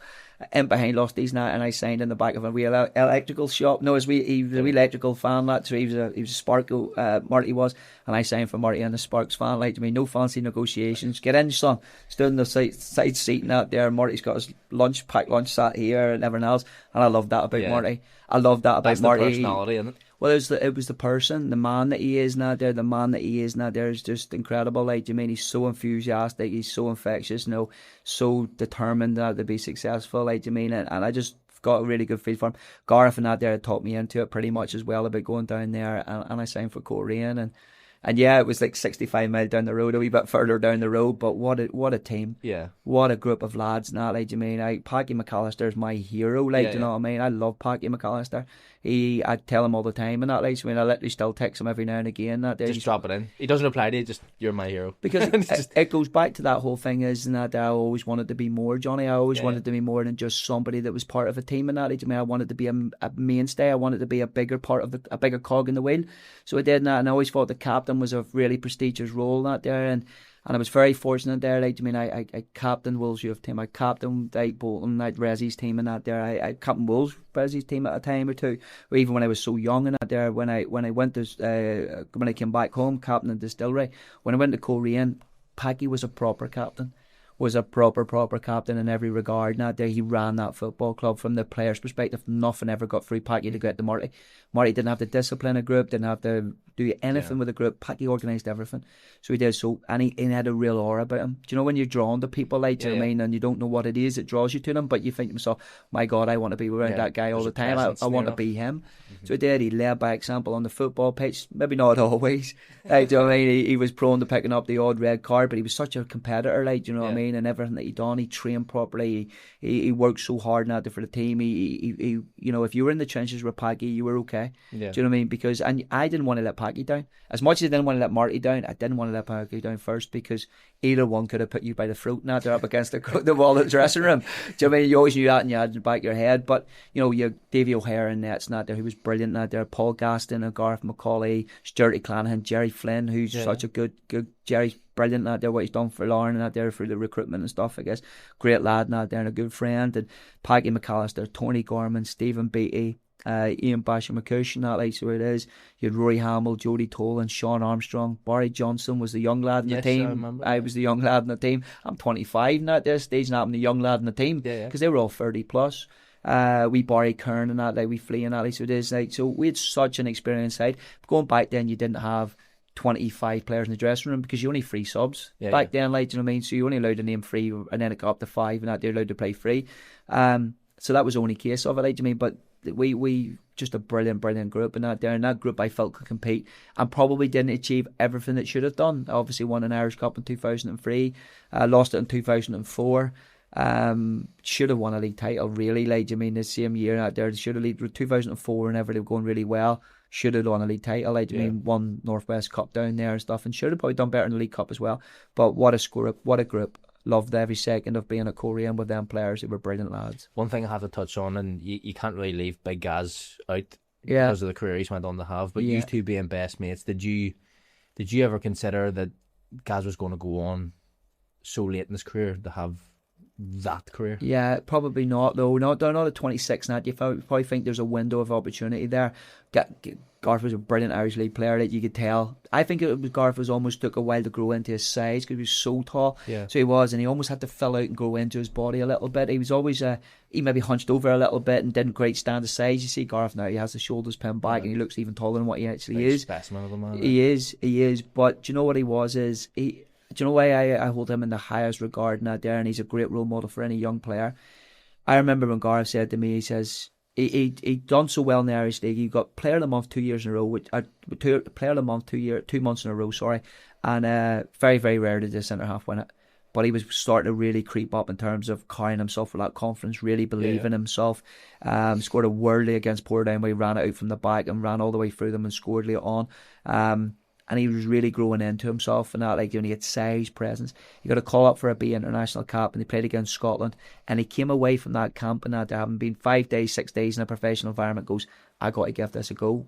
Now Gareth had a really good job at the time. Gareth was an educated boy, went to the grammar school, was a draftsman that there, did the technical drawings for double glazing windows and stuff and doors and all that stuff. Really, really good job, earning really good coin at Korean at the time too. Like, they were paying really good money at the time. And he was prepared to give that up and that there for an opportunity to train full time and give it a go. And he had a trial at Macclesfield, and then it was actually Marty Quinn was going to lose him to maybe the Blues or Portadown, was showing a real interest in him and throwing money at Gareth and that, at least it is.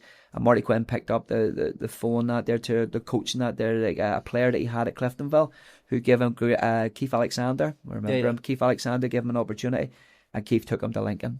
And big man, what he had done from that point is just phenomenal. Incredible. Phenomenal. To go from the Irish League at 26 and that they're having a 7-year association in the Premier League, to finishing up at his boyhood club, which was Rangers and that, like, the way he did at 40 years of age, to pick up 83 international caps and that there, and be the highest ever goal scoring centre back and that there for Northern Ireland. For that moment and that there, the Euros in 2016, when I cried my eyes out and that there, when he had when he scored that goal, I could not have been any prouder of him. And for my son, who now is aspiring to try and get into Gareth's under-19 squad now, what a role model. Yeah. Because he's been in our house and around our son, and Gareth has been around Alfie and that there, for him now to try and go away and try and get into his squads and impress him to get to the next stage of the, no better man. And what a career. What he has done is nothing short of phenomenal. They should make a movie about it. They should. They should do something, especially in the league, because no one's ever replicated that and no one's done it before. No, and it's about his journey and that there, from going from Lincoln that there, and you talk about doing the right things at the right times and that there. They played in the semi-final. I remember because I was in the end of season trip and that there in Liverpool with the Korean boys, and Lincoln played in that there. They got to the playoffs and that, so it's a home and away tie to get to the final, and they win 1-0, and Big Garth scores both goals, set pieces and that there, from set pieces, scores 1-0 in the game in the first game, scores 1-0 in that there in the second game. Gets the playoff final, but by that stage now, he was on the radar now of other clubs. Goal scoring centre half, having a size presence. Gets next to move to Leicester whenever they win League One. Gets into Leicester, becomes captain. Now they get relegated. Yeah. But Garth has an exceptional season. Obviously had to do a hell of a lot of defending in a year. You get relegated, so he got to showcase what he was about. Now there, got to move to Ipswich, and that where with Jim Magilton, another Northern Ireland guy, gives him an opportunity. All right, Ipswich, Yeah, yeah. not there, gets an opportunity at Ipswich. Nigel Worthington was the manager at Leicester whenever they took him on as well, so another Northern Ireland guy gave him a leg up, but he fulfilled that, moves on to another one at Ipswich.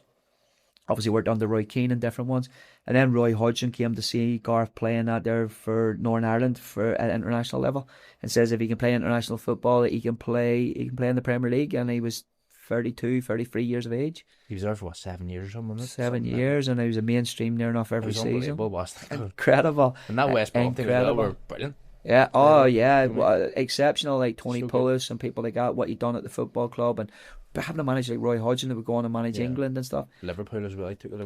Yeah, but what Garth did at international level is Mm-hmm. phenomenal. Like, I mean, really, to get their Euros, not there at 26 years of age, not there to be playing where he was, not there, and then at nearly, to get their Euros final, to do what he done, that, like, to talk about a hero, like, and he Yeah. just some guy as well. And he stayed really grounded and humble throughout it, like, and again comes from great family and great people, like, One of the big things that I noticed over your career is whenever you go to Ballymena, you still had hair. Oh yeah, jeez, that's yeah. Yeah. Sorry, I'm letting him move. I tried. Might as well laugh at it. Wow. But the pictures that are in there, Yeah. you still have hair. And what I have to ask you is, did you lose Lots it of while it. you were playing, or was it managing? Probably a bit of both. I was probably crafty coming, probably a bit of that time You towards suit the end being of bald. Ballymena. I have to say, some people just have that bald thing where they just look good bald. Lisa says You to me all look the good time, I bald. can't imagine you with hair now, like, No. to me, because I've been like this for so long, I guess. You'd Not be like there, Albert, trying to comb it all over. bit of sweeping, big man's feeling miserable. Yeah. Like, God love him. He can't bite the bullet. No, he can't. I think Hold he'll be on. in Turkey He before he has goes to, to the he woods. has to Like, go. He has to commit, doesn't he? well, Turkey's maybe an option for him. It Not is. there. I've a couple gone of our to boys in the league have. Yeah, I yeah, wanna yeah. go corners in, no? wing backs and going. That's it. But no, listen, Ballymena was brilliant for me. Yeah. What a time in that there. And listen, and crossing that divide from Korea What into do you say, did you Ballymena, get quite a like, bit to of me. stick, or- A wee bit from the Korean fans when I first went in that, like, to me. But I kind of think in that there, Johnny, in that there, if you play with your whole heart for everybody in that there, and you play that performance in that there, they know wherever I was going to play, I was going to be that type of guy in that. Like, I mean, I was all in with any club. I think if you be something, you've got to fully absorb yourself in it. You've got to put your heart and soul into it. Otherwise, now you're going to sell the club short, and you should never sell anybody's football club short. You know what I mean? Fans in that there don't deserve you to be sold short in that there. They deserve your very best in that. Like, I mean, and it's the minimum they deserve. So I can always feel in that there, wherever I go, I got a level of respect from people in that, because they know, good, bad or indifferent, they knew I was giving 100% in that, like, you mean, because I just couldn't give anything less than that. And if I did, I was a waste of time, and there was no point me being there. So I was just the type I was. I was always fully committed to wherever I went. And I was the same when I went to Ballymena, and it was the longest stay I had at any one club in that there, in terms of a playing style, playing one, and obviously captain the club for about 4 or 5 years of the 7 years I spent there, like, you mean, and I'm very, very grateful for the Was opportunity. that your I got most there. enjoyable period? Or did you really enjoy the Coleraine period where you were, because they were competing? They were competing out there, competing in that. Do you mean I was probably like a younger stage of my life in that, like, so it is. I had very little responsibilities. It was a good time in my life, so I did, like, do you mean enjoying partying, myself, have fun, socialising. yeah, absolutely. I like socialising at that stage of my life and that there, and my friends and stuff. I kind of missed out on that there when I was younger, because you miss out on that because you make the sacrifices with football. I probably got a wee bit older when I was 26, 27, that there came into the more social element of my life. So I did, so I was out a lot more and that, and spending a lot more time out doing things like that there. So it was good because there was a good drinking culture at the Korean boys. You know what I mean? They could drink. You know what I mean? They could drink and that, like, I mean, As you say, there's a 40-mile an hour rule, isn't there, when you're driving back? Somebody's driving down. Yeah, it doesn't Takes a long time to get back and load beers. Jeez, there was nearly cold crates of beer drunk by the time we got back and that, like, I mean, with the boys. But yeah, it was. But I suppose Ballymena then, it was about, again, going back into that leadership role again, that, like, and feeling a bigger part of a club. Yeah. Tommy Wright had signed me there. I had played with Tommy in that there at Bolton, but he came in at Bolton at the time I was there, so I knew Tommy from my playing career, and I played with him, like, you know what I mean? So again, and when he came in manager, I was actually the first signing he made in that when he went to Ballymena, so I kind of felt that he wanted me there and be a big part of it. And I felt a big part of the club from the second I walked in the door and that, like, you mean, and the people were brilliant with me. Yeah. And that club grew as I grew, and that as I went through the 7 years, obviously the stands then came about. The new stand was just getting finished when I first signed. We were still over the far side. The other stand was then built in that there, like, over the far side, not like the main Warden Street side. It was built in the time, the 3G was built by the time I had leaving the football club, and I felt the club was growing that there as I was part of it. Yeah. So then it grew around me, and I was very fortunate, like I say, to work under Tommy and that. Like, he was so professional, and you talk about standards and that, like, and Tommy is no coincidence that he went on and did what he did at St Johnstone and had such a successful career, and what he's doing with 21s now. Very, very, very professional man. And then Roy Walker came in and that, like, and I love Roy and that as well. Like, Roy, who you talk about full circle, I finished sort of playing for Roy when I was at Ballymena, like, and he was the manager at Crusaders whenever I was started there, like, and he had that aura about him then, and he was such a fine man, like, such a gentleman, so clever and thought-provoking, and always sort of looking at things from a slightly different angle, like Roy was. And I learned a lot under him too, like, but again, having the privilege of managing a football club, it was never lost on me, Johnny. It was never lost on me about, I might have to have 200 conversations with 200 people, but it's the first time I'll have the conversation with that person. Yeah. So it's about giving your time to every conversation and engaging and being genuine and showing them that the football club matters to me and that, like, and I think in that I can never understand people who don't absorb themselves in football clubs and don't spend time trying to integrate with fans. They're going to judge you a little. They're going to judge you, rightly, or one way or another, Johnny. They judge you. They'll judge you a little less harshly in that there if you actually they feel they have a rapport to you, that they feel that you can be approachable and they can speak to you in that there. And I begrudge anybody to say I've ever turned anybody away from having a conversation. I think that the league's too, you're not there. Yeah. Do you know what I mean? Yeah. It's like a community thing there, actually. 100%. Isn't it? Like, oh yeah. That's the appeal. That's what stops. And you're, you know what I mean? These boys not there, or you stand behind a bar to go and meet somebody, like, just to get an autograph signed, and you're reaching over for 30 seconds and don't even speak. Yeah. Do you know what I mean? Whereas an Irish league, my dad always grew up in that, saying this. My dad worked with Gary Blackledge. Now, the older generation of your who watch your podcast now, they will know Gary Blackledge for being an absolute Irish league icon. So he was a goal scorer, phenomenal, but he was just a dad's workmate and that there Monday to Friday. Yeah. And then on Saturday he was a hero. Yeah. I love that. Yeah. I loved in that there that people paid money. I might work with you Monday to Friday, but I'm going to pay to watch you play on a Saturday. Mm-hmm. That's incredible that these people, like, who were just working class heroes, lived amongst us and worked amongst us and that, like, and now you could approach him and speak to him and that there, and he was just a normal guy. I love that, like, and if you ever get away from that and think you're above somebody, that you can't spend time or speak to them, 100%. You're in the wrong business and you're in the wrong league and that, like, and I think, like I said, I like to think my biggest attribute is that I have time for everybody. Yeah, I would agree. Takes me an hour to get out of the shop and that there. If I'm going for a loaf of bread and that there, must hate you. Tell me. Where have you been? It's 3 in the morning. I was talking to Susan. And it is the case, and it is who you are, like, but I can't change who I am and that, like, that's how I was brought up and that there. Spend time for everybody. Nice to be important, more important to be nice, as my mum's always saying, like, so yeah, I've stuck by that. In terms of you submerging yourself into a club, would Ballymena have been that one for you? Yeah. Did that make it harder for you to leave?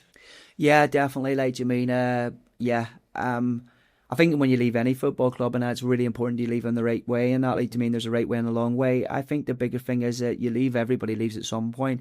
It's the impact you made while you were there. Yeah. Did you make an impact? Are you going to be remembered?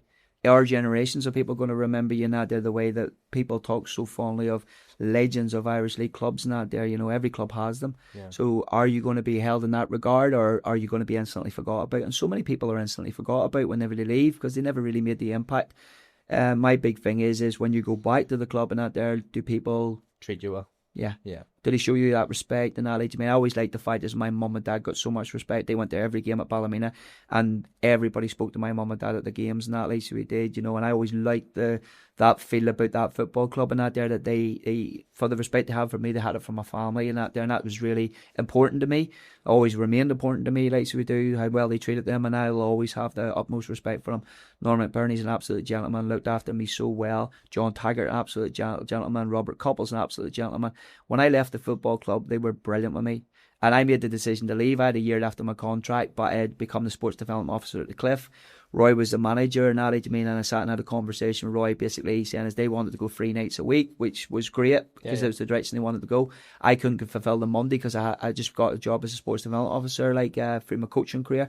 My son had just came along and that as well, so we had done. So I kind of needed to devote more time to having a job and a sustainable income Being after an adult, football. Yeah, being taking on a wee bit more, like, do you mean? So it was the right time for me, like, do you mean? And we shook hands, and they were brilliant with me and that, like, do you mean? And they basically left the door open for me to ever come back. And I was always welcome at the football club, and I continue to feel welcome. I go in as lawn manager, and there's a rivalry, obviously, like, do you mean? But I like to think I'm still very well welcomed. Yeah. Bertnell, like, do you mean? Sorry, the kit man, but unbelievable. Yeah. What a guy in that there, Bertnell. You know Bert, don't you? So sad to see Bertnell leave now, to be honest. But he's like the wallpaper. Yeah, he was an institution there, like, do you know what I mean? So, but Bertnell was just brilliant. What a guy in that, like, do you mean? And people like Bertnell is what made Ballymena what it was to me, like, do you mean, at the time as it was you and that, like, do you mean? And great guy in that there, like, do you mean? And grateful for him, like, you know. So, no, listen, brilliant time. I was absolutely... Couldn't say a bad word about them place and that there. How they looked after me. Broke my leg twice while playing there, like, do you mean? Broke my ankle as well, like, do you mean? And they looked after me brilliantly, Johnny, like, so they did. You've had a worse time with me. 2 broken ankles, pin of iron screw in that right ankle, like, you know what I mean? But that's why I walk like this here. I don't so much walk and more I'm not there yet, but it might be. It'll come to you eventually. It's always one of those, you smash into tackles, you think yourself, I'll worry about that down the line. You like, can't you know go what I and mean? you're down. But you go to Carrick. It's next on the list. Now, Carrick's a very good point in your career where I believe that you're probably more so thinking about maybe the end. Definitely. And you're sitting going, how do I develop in this? Because obviously Carrick playing to managing comes quite quickly for you. I had no intention of playing for Carrick, none, like, do you mean? Honestly, I played for Larntech Old Boys when I retired, like, when I finished. My best mates played for Tech. Stephen Mills was the goalkeeper, Chick Keenan was there, Niall Cerneen was there, Andy Bell was there. They were my best mates. My brother-in-law Sturdy Pike was Cerneen played football? I did, yeah, badly, but to be fair, it was a solid wee right back, Glenn Loughlin's and that, like, do you mean? We had a really, really good side. Diddler, Big Damien McLaughlin played there, Bertie Fulton played there, like, do you mean? Gary Barklow, there was so many of the boys that were brilliant lads. My brother-in-law was the manager, and I thought to myself, I'll go in and retire. I always had my ambitions. When I was 11 years of age was to play for Larntech Old Boys, and I wanted to kind of tick that off and that there, and I thought I'll go and play, no pressure, enjoy it, have fun and that, like, you mean, and sort of like, and then that'll do me. Piker, like I said, my brother-in-law was there, like, you mean, so I owed it to him to go and play for him for a year. Had the best year, Johnny. I just loved it. So competitive as a group we were. We ended up getting promoted and doing it unbelievably well. So we did. So the competitiveness and all kicked in, and we end up playing like 3 games a week for the last 6-8 weeks of the season or something. 3 games a week just to get, because we done so well in the cups, because we were so successful and that they're such a good side. So we did, you know what I mean? And just a joy, like, you mean, and friends for life and that, playing for them. And then the opportunity to go with Michael. Michael came up and watched a few games, and he said, I need you to come in. I said, well, I'm ready to coach that there, because I've been coaching that there away from football, because you know what Irish League was at the time, part-time. And that's another part, that's another, you know, away from the playing side of it, that, like, you mean, but the work life and that I've had has been just blessed with people giving me an opportunity at the right time, Johnny, like, you mean, and good people kind of looking after me, and put me on that pathway. But I played for the Tech, went to Michael. Michael said, I'll go and coach that there, I'll do your warm-ups, passing drills and that there, build it up that way, build a wee bit of experience, great level of Irish League football. Played every game of every season that way, won Player of the Year, League Player of the Year, won everything that there that year. Had an exceptional year, but I got to coach. And I got to experience that coaching, and I got to work with Michael Hughes and that there, who was just a legend, that, like, you mean, of what he achieved in the game and what he done. And we sort of then came in the next year, and I thought, well, I still felt pretty good body-wise and that. Like, I thought, starting to do aches and pains and that there, but I'll play. And I started off in that there. I actually picked up an injury in that there, and I never played the first 4 games of the season, and they lost pretty much all 4 games. And Michael came to me, and we were coming back from Institute. We just got beaten. That, like, to me, I was on the bus, and he said to me, "You're managing this club." And I said to him, Michael, I'm not ready for management. Like, you mean, it's not on my radar. Like, he goes, "No, you're managing this club." He says, "Now there, keep your phone on. I'll phone you tomorrow." I says, because I thought he's going to quit. Like, you mean, Michael's the manager. And I got a phone call the next morning. He says the next day, because I was club captain and stuff at the time as well at the club and that, like, you mean, and I went and met a few absolute gentlemen, and Davy Hilditch and that, like, and we Charlie Johnson, who was the secretary and the chairman. So there's, and Michael was in this wee green hut out beside the pitch out the back of Carrick, and went in there. And they went in and they asked my opinion on things, and I go, well, listen, obviously I don't want Michael to quit, and I love Michael to stay. I hope he has a rethink. I said to him, I genuinely think that we've got a good group of players here, we could have success and everything else, and blah, blah, blah, blah. And that was it. And I walked out thinking they'd just given me a position as club captain. And I got a phone call within half an hour. I hadn't even got down home and that there. And he basically says, right, you're going to be the manager. And I wasn't really given a choice. You're in. You know what I mean? Yeah. And I was in, and I started managing Carrick. Do you think that's a good way? Yeah. Sink or swim. Yeah, you have to do it. Try it. I feel like Jim Irvin at the minute. Jim's had the opportunity to go in, and I would never ever say that Jim's situation would be something that you couldn't turn down. Yeah. I don't think that Jim was ever in a position to say no to that. Yeah. You can't, if you want to be a manager, somebody asks you to manage regardless. Yeah. I feel like you have, because you don't get opportunities these days. No. They're few and far between in that, like, I mean, and I didn't think enough of myself to think I would deserve an opportunity at that level. Yeah. So I did. I thought that maybe if I start lower, maybe in the tech and that there, maybe help out the tech and do a bit of coaching there and see if management was something I might have wanted to dip my toe into. I always felt I had a voice in the dressing room. I always spoke up and that there. I was never shy about putting my opinion forward. I always felt that was part of the leadership that I had and that there. So I'd kind of been comfortable leading. I was also then coaching as well, which you obviously know, Johnny. It takes you out your comfort zone. You know, you coach in so many different environments. You have to have the confidence to stand up and say what you're going to say.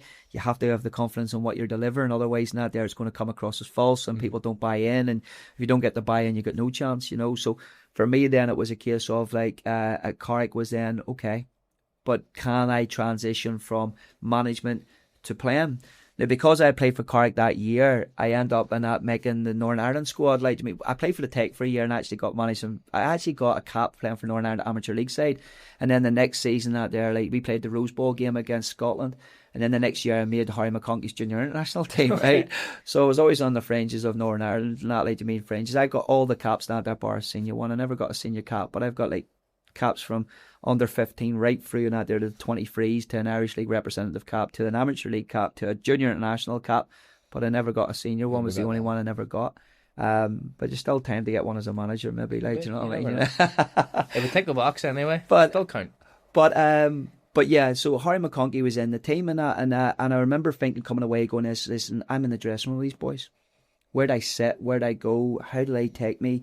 How do I go about doing this? And like separating yourself. Yeah. Because you have to be away. You can't be in the dressing room having banter and that there the way I was, not there and being a captain and that, and sort of being involved in that side of things. People. That was my next question: is how did you manage to separate yourself? Difficult whenever you've been. You were sitting beside me and that, and now I'm picking and choosing that there who's playing with me. Best mates, and then you're like, your job, and you're like, minor. But Harry McConkey was good in that there, because Harry actually said to me in that there, Johnny, he said to me, separate yourself straight away, Gary. He says, separate it straight away. Put a define in that there, something that defines you and them. And he goes, see on match day, wear shirt and tie. Straight away in that there, they'll notice the difference in that there. You're not in the tracksuit, the same tracksuit as them, and you're not one of them, and that, and straight away, that'll put a marker in the sand, and that says, now I'm separate. Do you know what I mean? And that's what I done, and it was a great bit of advice in that there, and again, having good people in your life and that there, and surround yourself with good people who give you good advice. It was a great bit of advice. So straight away in that there it was. Because I remember turning up in the shirt and tie, and there was a few whistles, like, you know what I mean? People going, like, who's this guy? But I laid down a marker. Yeah. Do you know what I mean? I laid down that marker nice and early, like, do you mean? And I found it quite. I thought I had the respect of the boys and that there. First and foremost, you have to have the respect of your teammates. I've always felt that there, if you want to lead in that there, you got to be above reproach. You got to do your job in order for them to do theirs. If I'm going to tell you to do something, Johnny, and if I'm going to ask you to do something, I better make sure I'm doing it myself. Mm-hmm. The only way I can have a pop at you and you not come back at me is if I'm doing my job first and foremost. So you, like Roy says, do your job. Roy Keane, like, do your job and that. Like, if I do my job and that, then I'm going to have a pop at you for doing yours if you're not doing it. And like I said, Nat, like, because if you had the respect, and we had a great dressing room, like a really senior dressing room, if you go back to that time, Ryan McCann's, Dee Kearns, Aidan O'Kane's, Lego, like, Kieran Donaghy, really, really senior group. Gussie Robinson in nets and that, like, big Richard Gibson up top. Do you know what I mean? Aaron Harmond, who was a brilliant lad, brilliant lad who had great success with us at Carrick. We had a great lads. So we had in a great dressing room and that, in a really senior dressing room. So the transition for me wasn't bad because they were respectful fellas, like, you mean, and great guys and that, like, you mean, and we were unlucky not to get promoted in that first. I took on the second half of the season more or less, and that, like, you mean, a wee bit, well, about 3/4 of the season. We finished like third and that, like, you mean, I think in that there, but we'd lost the first 4 or 5 games of the season, so we were playing catch up right away and that, and we were unlucky because it was in between us and Institute, and that he was going to get that second place, and that to get promoted. But the next year, then obviously we had to have a red out because we were over budget quite considerably. Michael cut it, like, which is fair enough. But it allowed us to give a lot of good young players opportunities. You know, we brought in Aaron Smith, Aaron Trainer, Bam Neeson, Miguel James, and that. Like, I mean, we brought in Kyle Cherry, brilliant kids, brilliant young players. One thing that you did is you took in young kids. Yeah, I wanted to get you again that there, but you weren't available because you're going back to Cliftonville, and they wanted you to be a senior player at Cliftonville, and then you end up going back, I think, again to Warren Point. Did you? Did you go twice? I went to Ballymena then. Ballymena. Try to get you and that there from Cliftonville and stuff at a time, and that, like, to me. So, but what it allowed us to do was, like, we were all in the same boat. I was quite young as a manager. I think I'm only about 37 at this time, 36, 37. So I was quite young in that, like, I mean, as a manager. I had Millsy in as my assistant manager. It was just me and him. We didn't have any other staff and that, like, but we had good senior players like Glenn Taggart, who'd been at the backbone of the club for so many years and such a stalwart at the club, and just a brilliant lad, like, I mean. So, like, yeah, and you can't go wrong if you surround yourself with good people. And we had a really good group in that there who was so hungry for success, you know.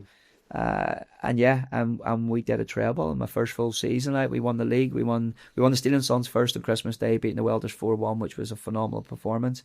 We then won the league in that, like, so we did, and then we backed it up with an intermediate cup in that there about 5 days later. So we did a treble in my first full season of management and that, like, you know, and it was a step in the right direction, you know. If that's me, I'm going to the Premiership next year. Yeah. As in Premier League. Yeah. I'm like, who does treble for a season? Yeah. Somebody take me into England. Yeah. Give me a chance.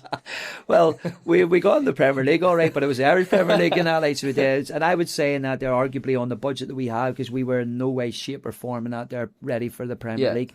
We just didn't have the budget. We didn't have the infrastructure and else. I actually would say keeping that team in the Premier League on the budget that we had, and that, like, I mean, was a bigger achievement than the treble was the year before. Because we had such a young group and that, like, I mean, but they all deserved the opportunity, and they all deserved it, like, I mean, and they all grabbed it with both hands. You know, I mean, and they deserved to stay up, albeit one of the most dramatic days of your life. And that there was that last game of the season. That was heart wrenching. You were. I was at one point, and then the following year, I went to Ballymena. Yeah, and that was mental, wasn't it? Oh, I hated it. Yeah. Well, you will know. Well, changed. I mean, what a goal! Yeah. Man scores an overhead kick in 93rd minute. It's sort of like a Cinderella story. Miguel's story is, like, I mean, because if you look at Miguel and that, like, I mean, obviously came over here when he moved into 5 Mile Town and was playing around down 5 Mile Town, and Blues took a gamble on him, and he played for a couple of seasons. Then he sort of went back to lower levels of playing in leagues now, and then sort of had a wee bit of a rise again with Knockbreda and that. They're knocked about and that, like, I mean, and I was always a huge admiration for Miguel, like, I mean, what a player, what a lad, what a person. His young lad D'Angelo's down at Larne now, so he is, and that, like, I mean, but just a privilege to be, just a brilliant character to have in the dressing room. Him and Kyle Cherry, the most unlikely duo, but they bounced off each other that you wouldn't believe, and that there, like, I mean, I never mentioned Conor McCloskey that you played with as well. Conor McCloskey was phenomenal for us. We got him back from Portadown, so we did, and he was at Carrick and that. They were phenomenal for us, and that they're, like, brilliant, and went on to have a really good career as well. So he did, you know, but everybody was just hungry for an opportunity. And then someone like Miguel in the twilight of his career, he had to have been about 46 whenever I signed him, like, you know what I mean? Because he was like, he'd been around forever. So long. Yeah. He just, no way he wasn't 46 when I signed him. He was at least 50 whenever he retired. So it's for Crumbling Star, like, you mean? But for him to be just that moment of magic, Ben Roy, again, another brilliant signing that we brought into the football club, and that, and how we got Ben, I don't know, but I'm brilliant. Like, do you remember golfing with him a couple of weeks ago? Like, do you mean, just love that lad.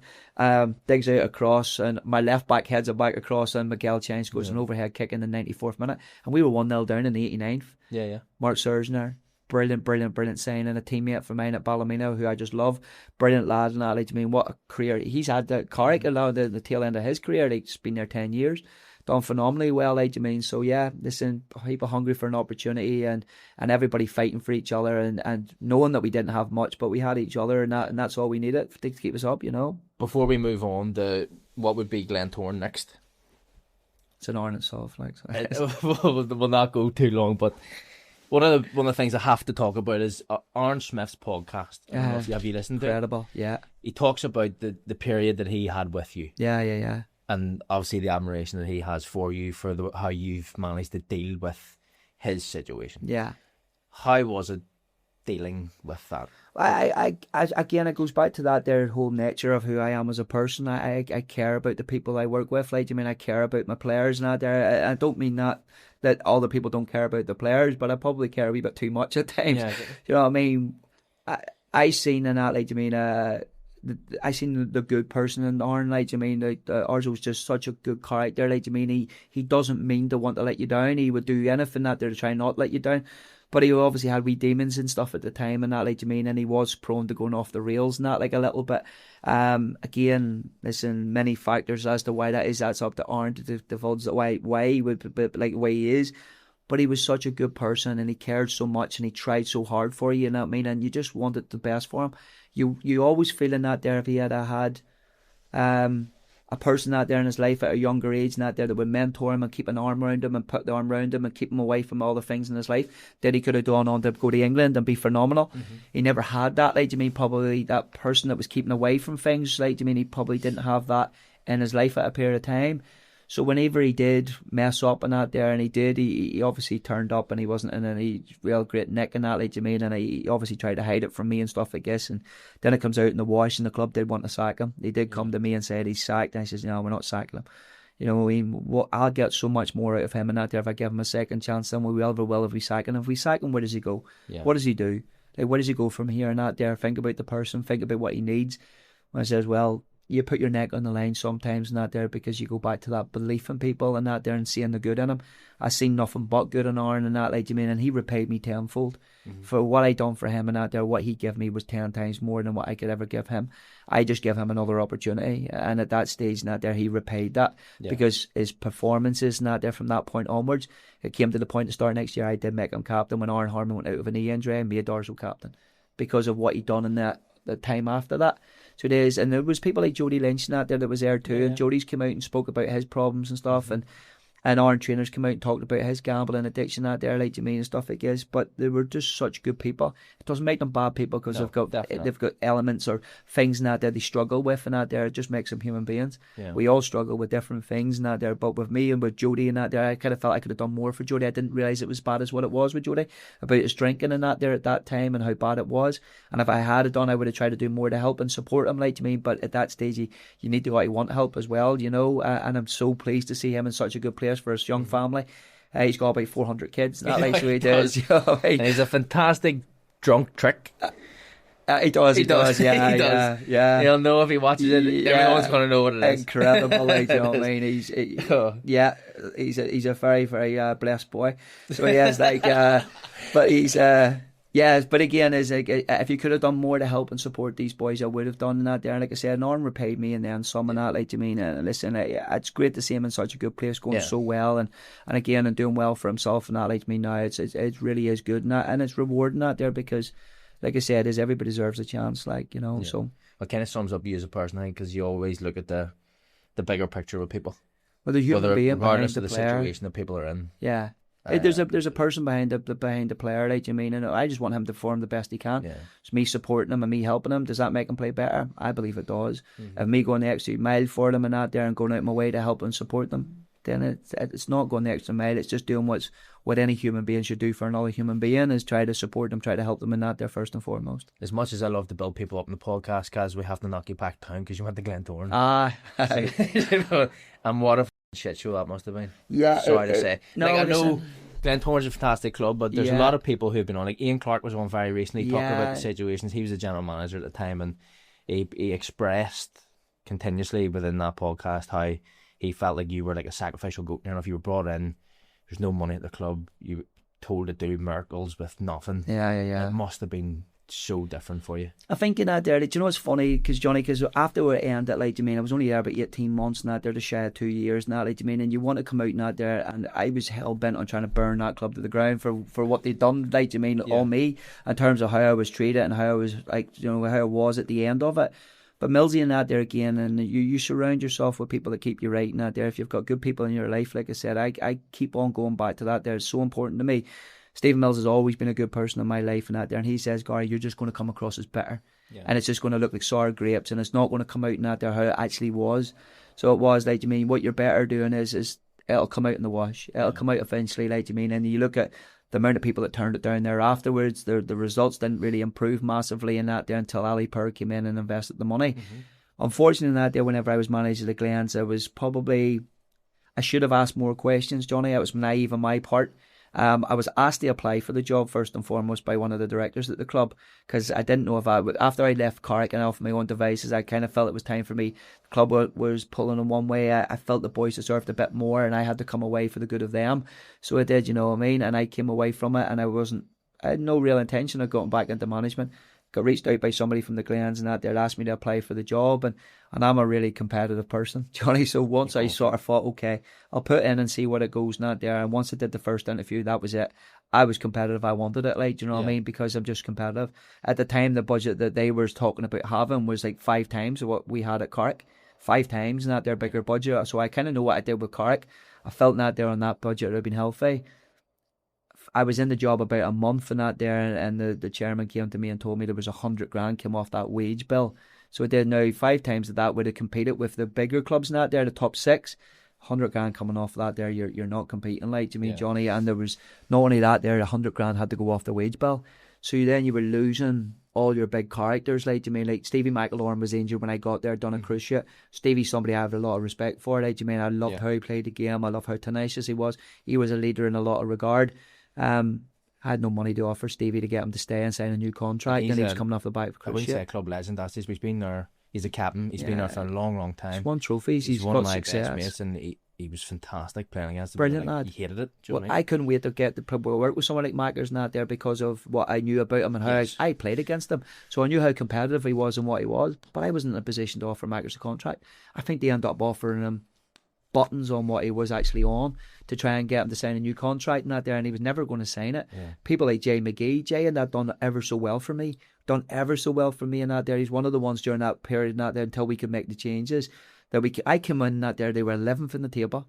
They'd lost 8 games on the bounce. The Glens, this is the Glens, we're 11th in the table, 8th from the bounce. 8 games in a row they'd lost. So there's a Roy that had been taken in that away internship after Alan Kernahan. You're coming into like end of September, start of November, like, to me. So they're quite a bit into the season now, and they're miles behind. And the chairman comes to me. Now I went in and they asked. I took the job on the first. I agreed to take a job on the Thursday. And they said, "Do you want to take training that night because we play the Blues on the Saturday?" And I said, "Yeah, well, I'll take the game because that's just me." Like, do you mean I wanted to? I'll take it. Yeah, we'll go. Like, do you mean like? And we got beat 2-1 in extra time and that there. So at injury time, sorry, Jimmy Gallagher scored a header and that there. But we went 1 down, battled back to 1 each. Much better second half.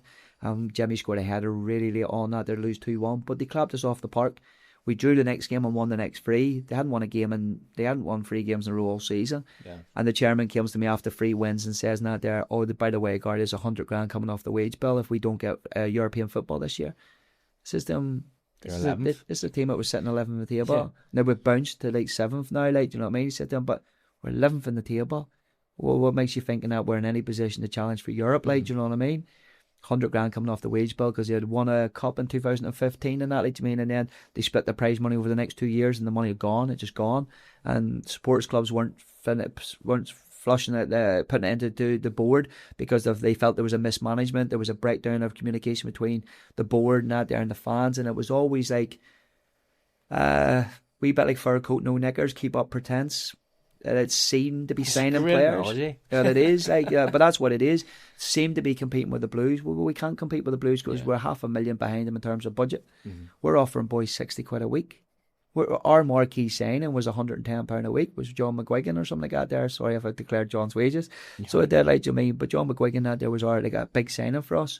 But when you consider the massive club the Glentoran is, you're thinking the wages are £400, £500, £600, £700 a week. Well, that's what you're in a position to do. But, you know, if your wage bill now gets cut so drastically, well, I would say in that there, like, you mean, then with the wage bill getting cut, 85% of the wage was gone, like, you mean, the wage bill was gone right when they cut it, because you had big players in that there, like an Elliot Morris, you had a Moko in that there, Marcus Kane, you had a Callum Burney in that there, you had a Willie Garrett, you had a Curtis Allen. Put 5 players in that there, count at 85% of your actual budget, entire budget. But there's only 5 players. They needed another 5, 6, 7, 8, 9, 10 players around them to support them. But we didn't have no budget because 15% of the budget had to make up a squad of 15 to 20 players. Yeah, they're looking to cut or get rid of people to get a budget to work with people, or you're no money to bring in players. Like, we got in Robbie McDade and that there, like, you mean, because the GCT Supporters Trust and that there, they paid Robbie and that they're separate.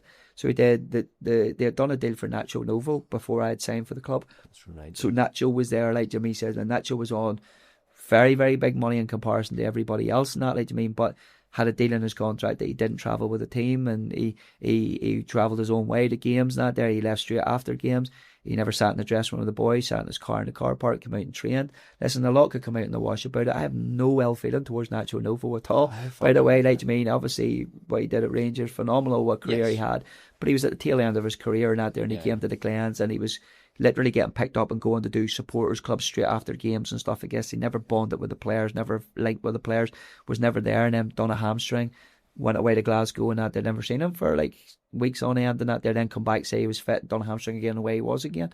So there's that there. So things like that there are beyond your control a little bit. How frustrating is that as a manager to be like, I didn't want this guy and he's taking up X, Y, and Z as my budget, and he's pretending. He could be pretending. Like, how do you know when somebody's injured? Just listen, to Glasgow here. I don't know the. I'm not trying to. It's just frustration. Like, if it was me, I'd be like, this guy's fucking taking me on. And well, it was difficult. Like, I mean, he was never difficult to manage. He was always respectful, always talked, and everything else. And that, like, Jimmy said to him, but he just wasn't integrated into the group. Yeah. So he wasn't, like, I mean, he did his own thing, and we were over here. Like, you know what I mean? And it was difficult to manage that there, because I'm all about the togetherness. Yeah, I'm all about, but it's hard not there whenever. And it's not even Nacho's fault, because he's been sold something and told what he can do in that there, and it's set in stone before I've gone in there, and it's hard to change that there whenever he sort of thinks, oh no, it's part of my contract, I got to show on. But listen, it was incredibly difficult, but the demands at Glentoran are massive, and it should be massive demands at Glentoran. They should be up there competing out there. They do have a massive fan base. They are passionate about their football club. There's brilliant people that work for the football club, he says, but at the same time, in out there, whenever you're getting very little support in that there, like, you know what I mean, and you've got no budget. Yeah, and you know what? It was always keep up pretense and that, like, I mean, try to be seen to be signing people. Are we actually trying to sign him, or am I actually wasting this lad's time and my own time trying to pretend to be signing him? What's the point? Like? No, because we're looking for our fans. I said, well, be honest with your fans. Yeah. Go and be honest with the people now who support your club and put their money into your football club, who pay to come in for your turnstiles. Be honest with them. I'll be honest with them. I'll go and tell them and that there, guys, we don't have a pot to piss in or a window to throw it out of. TSB and that there are going to close up the ground. They've locked the gates now 4 times on us. I got nowhere to train. I've used 12 different facilities in that there in 18 months. He says, I'm training down at the Cliff in Larne. You were doing the Cook as rugby club? We got put out because Linfield's kids and academy were paying more money than what we never paid our bill. So Cook Rugby Club got taken over now there by Linfield Youth. So it is, because they needed facilities. There wasn't a free G pitch to be had in the country because everybody had booked them all up. We got to train at Bangor at 9:30 on a Monday and a Wednesday night. Or we had to go to Larne and that there and train that there, because I worked as a sports event officer at the Cliff in Larne, and we would have got half a pitch for the first half hour while we were there, and the full pitch and that there for an hour. That was the only facilities we could get in the country, and I was getting on the cheap and that there from my work. And that, like, I mean, and the amount of work I had to put on the Cliff and that to do in order to get that, like, do you know what I mean, by the way as well. I was picking the gear up and that there for training every night. So I was driving from my work, Townsend, straight for Community Sports Network. I was driving over to the Yeovil to pick the gear and that there to go back to wherever we were training, which was varying on any given night. So let down with numerous training facilities. We promised we'd get here, never materialised. Up a boys model out there before they've relayed the new boys model. The pitch was just rubber crub and the pitch was tiny. So there's like, how does this relate to the Oval? How do you work on game related practice? We only had half a pitch in that there because the kids hired the other pitch, because we were basically jogging on the kids' money in that there, like, paying the pitch. That was the reality of what you faced, and nobody knew that, like, you mean, and I've always felt that, like, you mean, is if I'd have said that at the time, it just looks like sour grapes and excuses. I wasn't trying to make excuses. I was just trying to be honest with people. Yeah. If you're honest with people, I think they accept it. They may not like it, but they accept it. Yeah. It's whenever you try to keep up pretenses and that, like, you mean. But again, is maybe there afterwards, that period before Ali Power came in and that there, and the limited success, it kind of showed why other managers came in and turned the job down. You know, loads of people turned the job down. So yeah, because they obviously were aware of the circumstances and that, like, you mean. And I wish I'd asked more questions. I don't know that you can ever turn down an opportunity like Glentoran Football Club. I know it's a club I massively respect. I think Decky's done a great job with them and out there. They've got Tim McCann out there, like, you know, Timmy really well. So he did, like, you mean, it's a club and out there that demands and expects success, and it should get success. So we'll do, like, you mean, he said to him, but at the same time, You know what I mean? I was aware of the circumstances as to when I was the manager, and it was incredibly testing.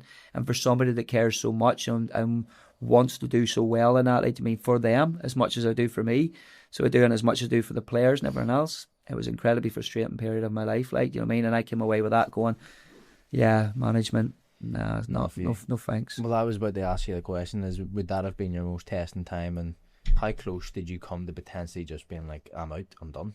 Yeah, very, very close in that there. Whenever you got to tell your family to stay away from games and that there, like, you mean, and because of the abuse, because my son's shouting at people in the stands because they're giving me abuse. So we're doing Lisa's there coming over, Alfie turned around, some guy was shouting, hearing this and hearing that, like, you mean, he goes, I think Alfie turned around and goes, well, you can't do any better, like, you know what I mean? He says, stop shouting at him. And I think myself at that point, you got to remove him from that, because he should be seeing and hearing things like that. No. When it becomes almost toxic like that there, like, you mean, then that's when you feel like, I'm not a quitter. You obviously stuck it out because of your own self-motivation there, no? Well, we were 5th in the league. Johnny, like, you mean, as well. We were only a handful of points off the top 3. It wasn't like we were going shite, not like, you mean, and we were sitting in the bottom of the table. We were 11th where I took over.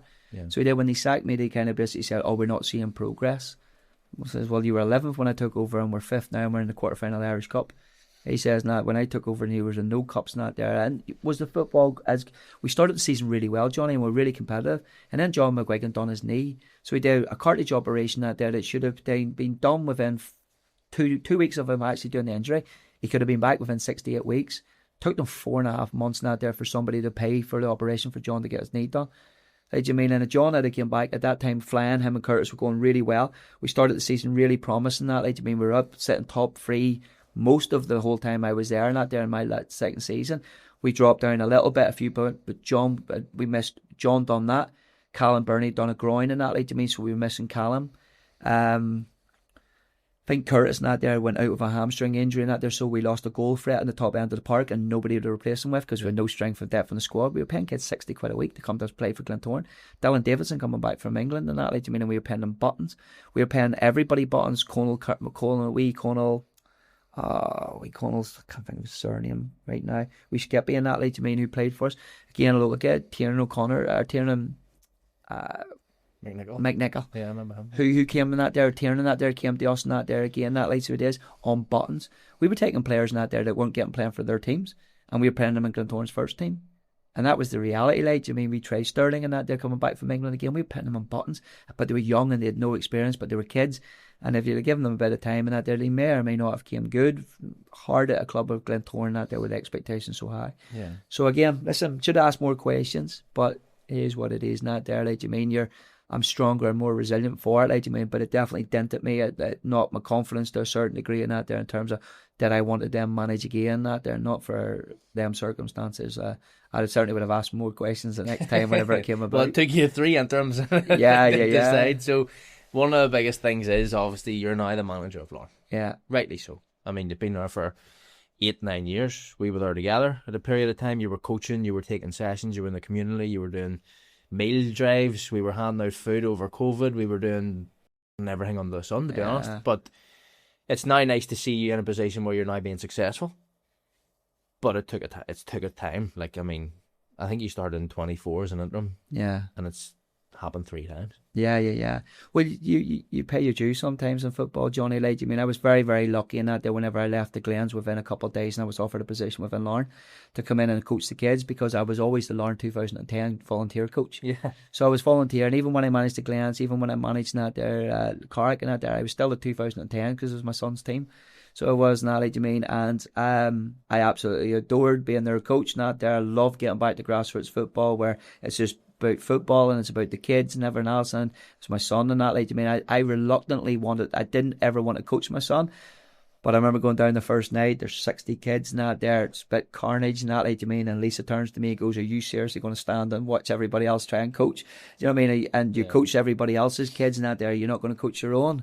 And I got coerced. You can't say no to them. No, Jesus, okay. she very much not there made me.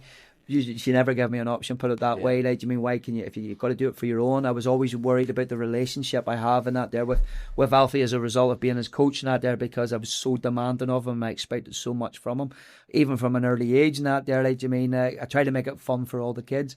I was a lot more patient with everybody else's kids than I was my own, but I think that's just the way it is. And and my expectation of his was so much greater than anybody else, you know. I never wanted to be him being accused of he only got what he got because I was the coach. He got what he got because he was the best. Do you know what I mean? And I was always kind of making sure that he was above the curve.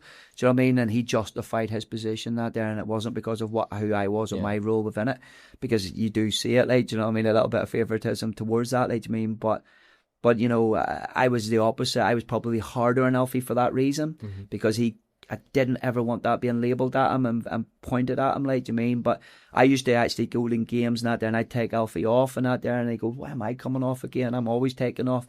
Until the point where parents goes, for God's sake, will you keep Alfie on? He makes us competitive. Do you know what I mean? And I'm thinking that whenever that happened and that, they're going, okay, well, that's why. Realizations hitting that they needed him. Yeah. But then, like I said, is because Kenny gave me the opportunity, like, do you mean, Kenny then and Niall Cernine asked me to come in and coach the coaches of the youth set up and that, like, do you mean, and get involved with the youth. And I was Niall transitioned into the club as it went more full time into the CEO position. I ended up being the director of youth.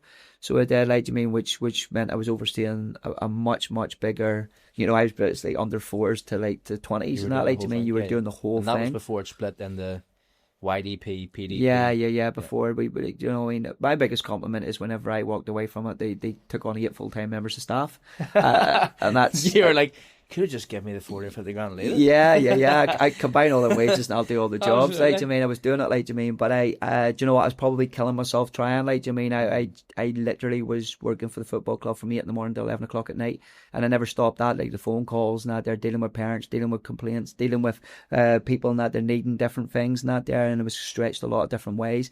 And I think it got to the point that there where I had to go to Kenny and says, listen, Kenny, I'm going to be in an early grave here. The way I'm going, you know, I've been doing it for 4 years.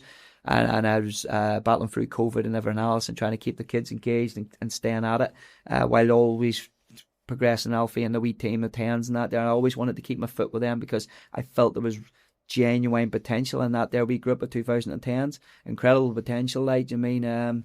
So it did so, and it's transpired as it has and that. And I suppose not that then transitioning into the club and that then I went to Kenny, listen, I'm being stretched so thin. I'm doing X, Y, and Z. I'm doing this, and this, and I can't continue to do it. I'm literally opening up and closing up Inver. I'm literally there, first person there in the morning, last person at night.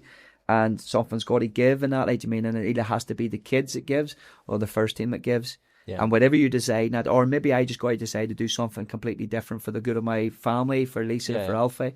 So it was because there was no real work-life balance. The balance that I was allowed was because Alfie was just always with me.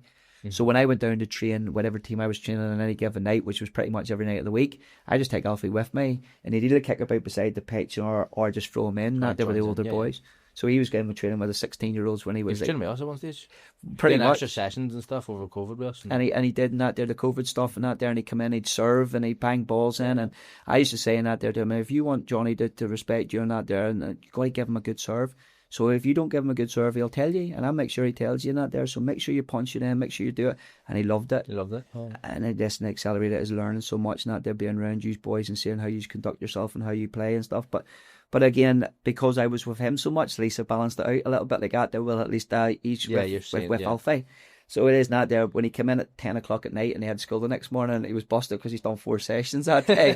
Different situation, like, you know what I mean? But yeah, I got the balance with him and spent so much time with him and that, like, you mean, which was great for our relationship. Not always, because we did clash and that over football again, as I was so demanding from him and that, like, you mean, and you're always worried that it might affect your relationship with your son and that, like, you mean, because of football, like, you mean, and there was definitely times I crossed the line, definitely, I recognise that, and I wish I could take it back, do you know what I mean? But I hope in that there, like, you mean, and like my own father in that there in 10, 15 years time, if he is sitting in a position where he turns around and goes, I'm glad you did that for me, Dad. Yeah, 100%. I'm glad you pushed me to be better. I'm glad you demanded more from me. The queries had, these realised it came from those wee extra sessions. Yeah. The demands. Like, you mean, if nobody's going to demand more from him than I did, and that, like, you mean, I always feel that if I could prepare you for life, life's tough, son. Life is ruthless. Football's ruthless. It's horrible at times, as you know. Injuries and setbacks. Resilience is huge. And human beings, resilience needs to be in every walk of life. So you do, but in football more so than most, and that, like, you mean, young people come away from the game disillusioned and they don't have the resilience to kind of keep going. The kids that keep going out there, the kids that get the success, and that, like, you mean, and when he hits that brick wall, the resilience that he'll have and that there will be in him and that there to keep going, like, you know what I mean? And I hope anyway. Like, last thing that I have to touch on. 25-26 season, right? Played 77 games since you've been in charge. You've won 44, drew 16, lost 17. 125 goals for, 61 against. Consistent. yeah. Right? League champions, NIFL Manager of the Year, Ulster Manager of the Year, Northern Ireland Football Writers Manager of the Year, and then your best mate hands you the trophy. Coming out of a helicopter. Yeah. Full circle. Yeah. That was a fairy tale, that last day of the season. That there, the rewards are things not there, like Johnny, like Belfast Telegraph one as well, by the way, like, so it did, because that was a big one as well. The Belfast Telegraph. They don't award. count. That was a big one because they charge people for. But yeah, do you know what? Like, do you mean that was a dream in that there? Like, you after the Glentoran result in that there, the way sort of it transpired, I wasn't overlooking Dungannon in any way, shape or form, but you kind of knew that they had a bigger thing at play in that there with the Irish Cup coming up. I kind of knew in that there whenever. Now they didn't take the team out. No. They played played the team. Yeah, they did. Yeah. No, and I'm glad they did that there because it didn't stop our boys becoming complacent in any way, shape or form. I think, Johnny, whenever we got to the cliff and that, like, I mean, we obviously do our meetings and that there normally like about two hours before the game. So as we go in and have a meeting and that, like, I mean, about game, the final we get to game plans, the boys are sitting in there 20 minutes before they're due to be in there. They're in there, like, I mean, and Mick comes to me and goes, guys, the boys are in there. He says, now, do they want to go now? And I go, right, let's go.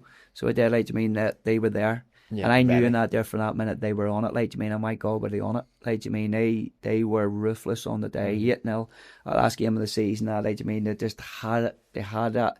They were just not letting it go. Like, I mean, onslaught. Yeah, I actually worried when I was watching it. I was like, I actually fear for Dungannon going to the cup final. Do you know what? I was like, holy fuck. Do you know, I was so impressed with him in the cup final too, Johnny. I was so pleased. Ronnie's a brilliant coach. Yes. They're a brilliant group and that. They're down at Dungannon, and it wasn't about them that day. No. It just wasn't about them. It was about us and about what we wanted to achieve and everything else and that there. And listen, Dungannon's probably the one team I respect the most out of the whole league in that there because of the people involved in it and how they conduct themselves and how they are as a football club. I just love them. So I do. I think they're a great group in that. Yeah. And Rob, different class of a guy, like, and coach, brilliant coach. But for us now, it was about us that day, like, I mean, it was about what we wanted to achieve and about how hard we had fought now, like, I mean, and the resilience we showed after the wee wobble in February time and that there, we lost a couple of games and people thought, oh, Lawrence wobbled, Korean's going to finish 16th chain, Glens are on their tails and everything else. We won the next 5 and that there in the month of March. We showed the resilience and that there in April and that there to go to the Oval and get a result and that, like, I mean, and then the last day of the season, like, 5:30 kick-off, sun splitting rocks. We win 8-0 and that, like, I mean, I was able to enjoy it, like, I mean, the last half hour of the game and that there, I was just pure reflecting on the whole season and that there, thinking about my dad. This summer, soccer is here, and so are the watch parties. And Uber Eats has your game day essentials covered with 30% off orders from Aldi, Kroger, and Dollar General. Everything you need to keep your crowd happy, delivered straight to your door. Chips, dips, fresh ingredients, and more. Order in so you can lock in for the games. 30% off your grocery order. Only on Uber Eats for a limited time.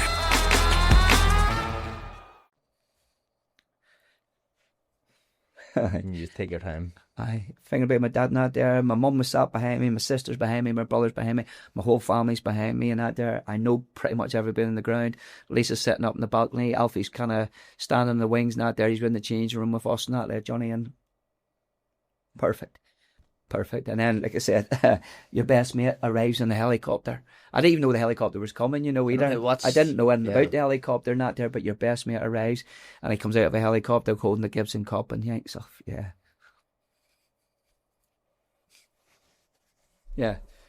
You can get them. You can get them out. Yeah, take a drink. It was kind of one of the moments not there. Whenever you kind of you go through the hardship of what we did at the Glens and everything else, the great success, the great team we had at Carrick. Do you know what I mean? It was kind of feeling like that there. I don't know if redemption's the right word, not there, but you feel like yeah. Class those are the things like because we like George podcast going to come out this week. So he explains the whole thing behind the logistics of why they done it. Yeah. It's like regardless of the logistics of whether you think it's easier for you to get a fucking helicopter to go to Korean or Larne, it's unbelievable. Yeah. And then it was, as I say, the whole story around the fact that it was Millsy. He's managed to get our best mates from his growing up full circle moment. It's cherry on the cake. Like. Really was not there. Do you know what's funny, Johnny? Like, I mean, we were in the dressing room afterwards, not there while they're setting up the stage, and I come out and Jared's there, and Sophie and all the girls not there from Niffle are there, Regan and that, like, I mean, Shay Kennedy. I think, where the hell's Millsy? Because Millsy spoke to me earlier that day, and like, I mean, I knew he was probably sitting at Ballymena, like, I mean, and I knew he would go one way or the other. 3-0 at half time, I think, so the wee man's bound to be coming down to Larne, like, I mean, he's bound to be coming over Shane's Hill. He's bound to be in that. When I wasn't there at the end, I was wondering what was going on. And then they set up the stage and stuff. I said, maybe he's in the background doing stuff now, because he never likes to be front and centre. He's always in the background, Millsy. But I go in the dressing room, boys are going mad now. Like, I mean, I thought myself, while they're setting up a stage, I love to go and see my mum, because she was sat directly behind me. So every time we scored, I sort of glanced up at her, not there, because she was up the high. Another one? She glanced at her, lad. Yeah, she was definitely nervous before the game, and that, like, I mean, the wee bit of anxiety and that there. She was nervous for me and for us, and that, like, I mean, and I kept on glancing up at her to reassure her, and that, like, I mean, and I thought to myself, I love to see my mum. I love to go and see her, like, I mean, but you know what it's like when you come out of Inver. So I come out of the change rooms, I'm looking up and that there, my mum's right behind the dugout and that there, which is the start of the stand. But all the terracing's packed and that there, the pace is bong, you can't squeeze another person in. I'm thinking to myself, if I run up and I go through the car park and I come down the back and that there, will I get to see her? Can I see her? Can I get past people? It's going to take me an hour to get up and out there to see with me, like, I mean, 2 hours to get to see my mum, to go and see her and that, like, you mean, and I thought to myself, I'd love to see my mum and that there, because I knew she'd be thinking about my dad in that moment too, again, like that. So just as I went to go, I thought, oh, well, dude, like, I mean, the helicopter comes in over the bleach screen end. So it comes in and that, like, I mean, and everybody's like this with a camera phone. And Johnny, I walked from there up the steps, past everybody in the terracing, past everybody in that row, and tapped my mum on the shoulder and that there and give her a big hug. Class. And a girl, Sarah Winslow, and that, like, I mean, he works for Dungannon Football Club. She was recording that as well, like, I mean, obviously just because it was such a big moment and that there with the helicopter and everything else. And she actually had recorded me coming into the stand and hugging my mum, and nobody sees me, Johnny. It was lovely, like, I mean, it was just because everybody was just transecting this helicopter coming in. It was such a big moment. I was allowed to go straight up there. Time stands still, isn't there enough? You're just like, it was incredible, mate. And I'd seen it coming, and I was going, oh my God, like, you know, like, that's like, Scotland, obviously, helicopter Sundays and stuff, like helicopter Saturdays in Inver Park, like, I mean, but it allowed me to get up and see my mum, give her a big hug, give my mum a big hug, and out there, my brother was there, like, I mean, and then my wee niece and out there, Caitlin was there. And then I come back down again out there, and I'm back down the pitch now, and nobody really stopped me in that, like, I mean, so it was just kind of even that moment. Just made it perfect. Millsy brings it down. Alfie's on the pitch to celebrate. Like Tom Cruise flying at he's probably buzzing. we give him some stick, because that helmet was massive. Like, I mean, Millsy's not a big guy, like, but that helmet, like, do you know what I mean? Like, it was huge. We give him a wee bit of stick about it. But then Alfie to come on the pitch afterwards and celebrate it with me, and that, because he played three times for us over the course of the season. He made his debut. He was only 15 in that, like, I mean, and honestly, he so pushed me, and that was so hard to try and get him involved in games. So it is good for us now by him going to Crystal Palace now, like, I mean, so it was good for us to get him on the pitch and that as well. But it's good for his experiences being around the boys and being around that group of winning exceptional people. To feel what that feels like in a dressing room, there's literally not a better feeling in the world. Like, I mean, of people who get what they deserve, who work so hard and put so much into it and are so dedicated to what they do to get the success, and that there's just incredible. Incredible. Last thing we want to touch on is, like, as we spoke about at the start, you have 4 weeks off now. Yeah. You're back already. Pre-season, you're in Stranraer the weekend. You're planning for European football here. It's all very quickly back in. Yeah. Nothing else matters but football again. Yeah. It's funny, Johnny, because of off the back of the success we had last year, you then have to do the awards things and stuff like this. They're all part and parcel, and I get it is part and parcel of it, like, you mean. And do you know what I'm so grateful for every award out there that anybody felt out I deserved to get, or rightly or wrongly I got, like, do you know what I mean? So did, but got them awards out there, but I almost felt like out there you're getting the same reward for the same success. Do you know what I mean? I think one trophy's enough. Do you know what I mean? I got it because my dad. Think about the many conversations you've had. But different ones. I can hear my dad saying, "You're absolutely ripping the arse out of it now, son." Like, I mean, wrap ass up and that, like, I mean, you're taking the piss. So he is with all these awards and that, like, I mean, I can almost hear him saying it. Right, get the hair back on and get back to work and that, like, I mean, and he may not be here, but always with me, like, I mean. So, so you kind of get these rewards and that, but your season drags out. So it does, because it doesn't really feel like the season's finished until that award goes and that, like, I mean, the awards are done. And then Alfie was doing his GCSEs, Lisa was working and that, like, to me, so I was in every day and that there for about 2 weeks while everybody was off, just planning and prepping and that, like, to me, because you're local as well. Everybody wants access to the trophy, so I've been around every primary school, every shop up and down that main street, everybody who's played a part in that there and getting us success in that there. I've wanted to kind of go and thank them for what they've done for us. It doesn't happen without that there, their support and that. Like, I mean, the people mean so much to the club and that there, and the club means so much to the people, so it goes hand in hand. And you want to show their appreciation to these people and that there, and I've tried my best to get around absolutely everybody. A few more people still to do and that, like, you mean, but and then you got a wee break. We got a week off and that there, went to Lanzarote, the three of us and that, like, you mean, it was lovely, it was great, and then you're back and at it, like, you know what I mean. Well, went golfing. That card oil on. Went golfing with a bunch of wrong'uns, like, so we did. There was 12 of us went golfing out there, got a couple of days week off in the Cala with my mates, so it is, and it was brilliant. And I did to go and spend time with Beanie and Millsy and all them ones and that. That was really, really good. But yeah, then you're back and at it, like, you mean, and it's like my dad says, it's done now, son. It's finished, it's over, let it go and out there, move on. And Europe's now the big one for us to prepare for. We're going to San Marino, and you get pinch yourself moments like Johnny, like, I mean, we sat in Azerbaijan and Baku, and there was a real pinch yourself moment. I'm sat here with Larne Football Club. Never in a million years did I think in that day I would ever. Isla McGee was probably a bit as far as I thought I would go with Larne Football Club. Do you know what I mean? And you're sat in somewhere like this, is playing in Conference League group stages. That night standing on the sideline at Ghent will never leave me. Like, do you know what I mean? That was just an unbelievable moment. So it was to be a part of that, like, as was the Red Imps one and that. Like, do you mean, when we qualified for the group stages, what a night to be a part of and that. Like, do you mean, to see the success of the football club, to do 3 titles in 4 years and group stages of Conference League, to managing this football club.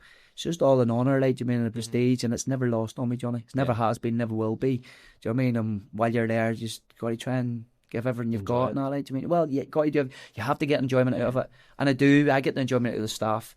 The staff are brilliant, not there with me and that, like, do you mean? They're just the best group of people.